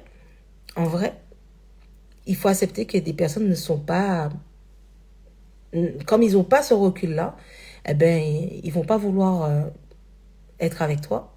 Donc il faut l'accepter, parce que cette personne, c'est pas parce que je pense qu'à l'insu de son plein gré, comme dirait l'autre, ne s'est pas rendu compte qu'elle n'a pas pris de hauteur. Et c'est pas grave, cette personne, quand je dis c'est pas grave, voilà, ça filtre et te dire, bon, cette personne est honnête, elle ne reste pas. Mais il faut pas que ça dévalue ce que tu es. Si tu as des enfants, je sais pas si tu as posé la question parce que tu as des enfants, si tu as un ou deux, plusieurs enfants, ça ne peut pas, tu peux pas prendre cet échec face à un homme qui ne veut pas relationner avec toi comme quelque chose où ça devrait te pousser à te dire, ah ouais, je suis dans une... Non, ça n'enlève en rien ta valeur, la valeur de ce que tu peux apporter dans une relation.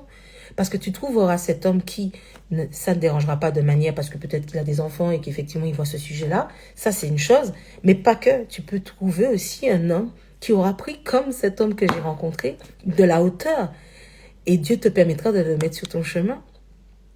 Et parfois, il faut avoir la patience d'attendre cet homme qui n'est pas forcément un homme qui a des enfants, qui est déjà divorcé. Parce que vous savez ce qui se passe, c'est que lorsqu'on est dans cette situation de parents seuls, on a tendance, c'est inconscient je pense, à vouloir rencontrer que des personnes dans notre situation. Parce qu'on va dire que c'est comme ça que ça va avancer dans ma vie, parce que j'ai rencontré quelqu'un qui a déjà... C'est plus simple. Alors c'est vrai, faut pas se mentir, c'est vraiment vrai. C'est vraiment vrai, on est d'accord, c'est évident que c'est vrai. Mais est-ce que vous ne fermez pas des portes à vouloir toujours attendre des personnes qui sont comme vous, alors qu'en vrai, si Dieu a un plan pour toi et pour quelqu'un d'autre, ben en fait, eh ben cet homme qui a pris du recul et qui a déconstruit tout un tas de choses autour du fait qu'une femme qui a des enfants, eh ben, lorsqu'on connaît sa vie, on comprend qu'elle peut nous apporter quelque chose, eh ben, cet homme, tu peux le rencontrer. Donc, ne pas se mettre des limites. Ne limitez pas Dieu dans ce qu'il a prévu pour vous. Et ne limitez pas Dieu en disant, ouais, l'homme que je vais rencontrer, il aura forcément des enfants parce que j'ai des enfants. Je ne dis pas que ça n'a pas de sens, mais ce n'est pas une logique de mon point de vue. Ce n'est pas une logique. Et je tente de déconstruire ça lorsque j'ai des entretiens avec les célibataires. Parce que des fois, encore une fois, à la tête dans le guidon, on ne se rend pas compte du fait du tout le potentiel qu'on a.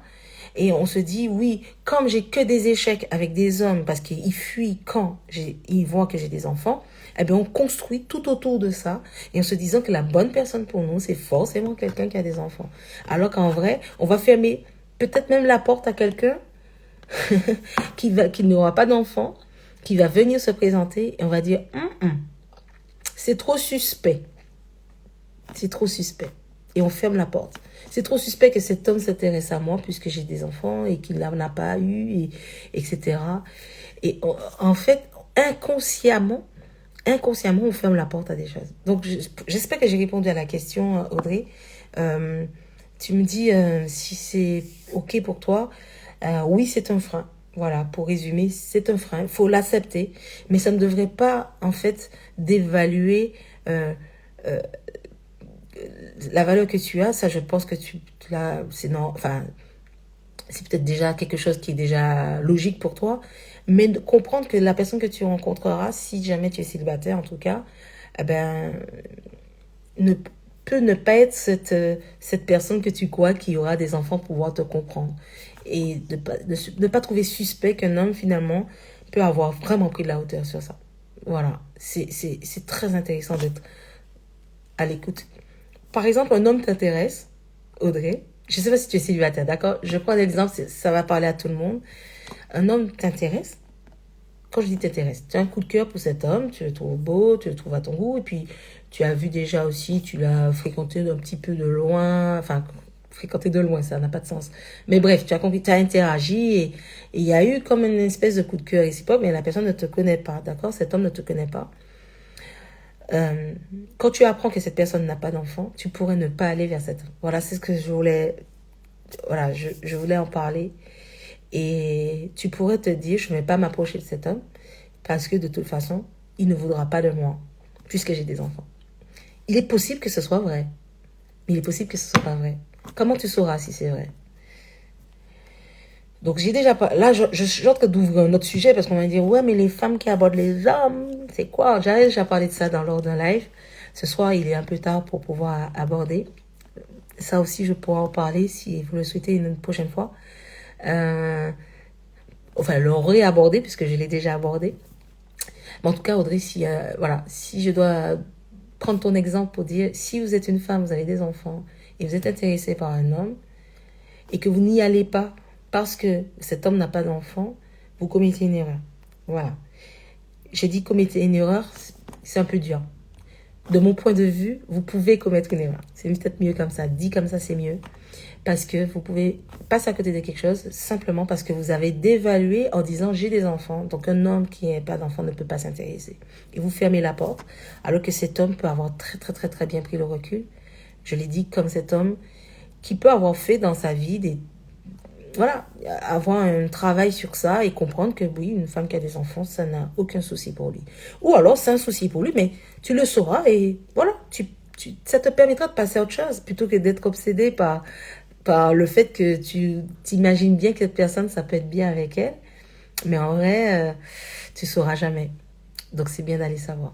Donc, voilà, tu m'as dit, ah oui, merci beaucoup. Donc, je vais m'arrêter là parce qu'il est déjà 23h.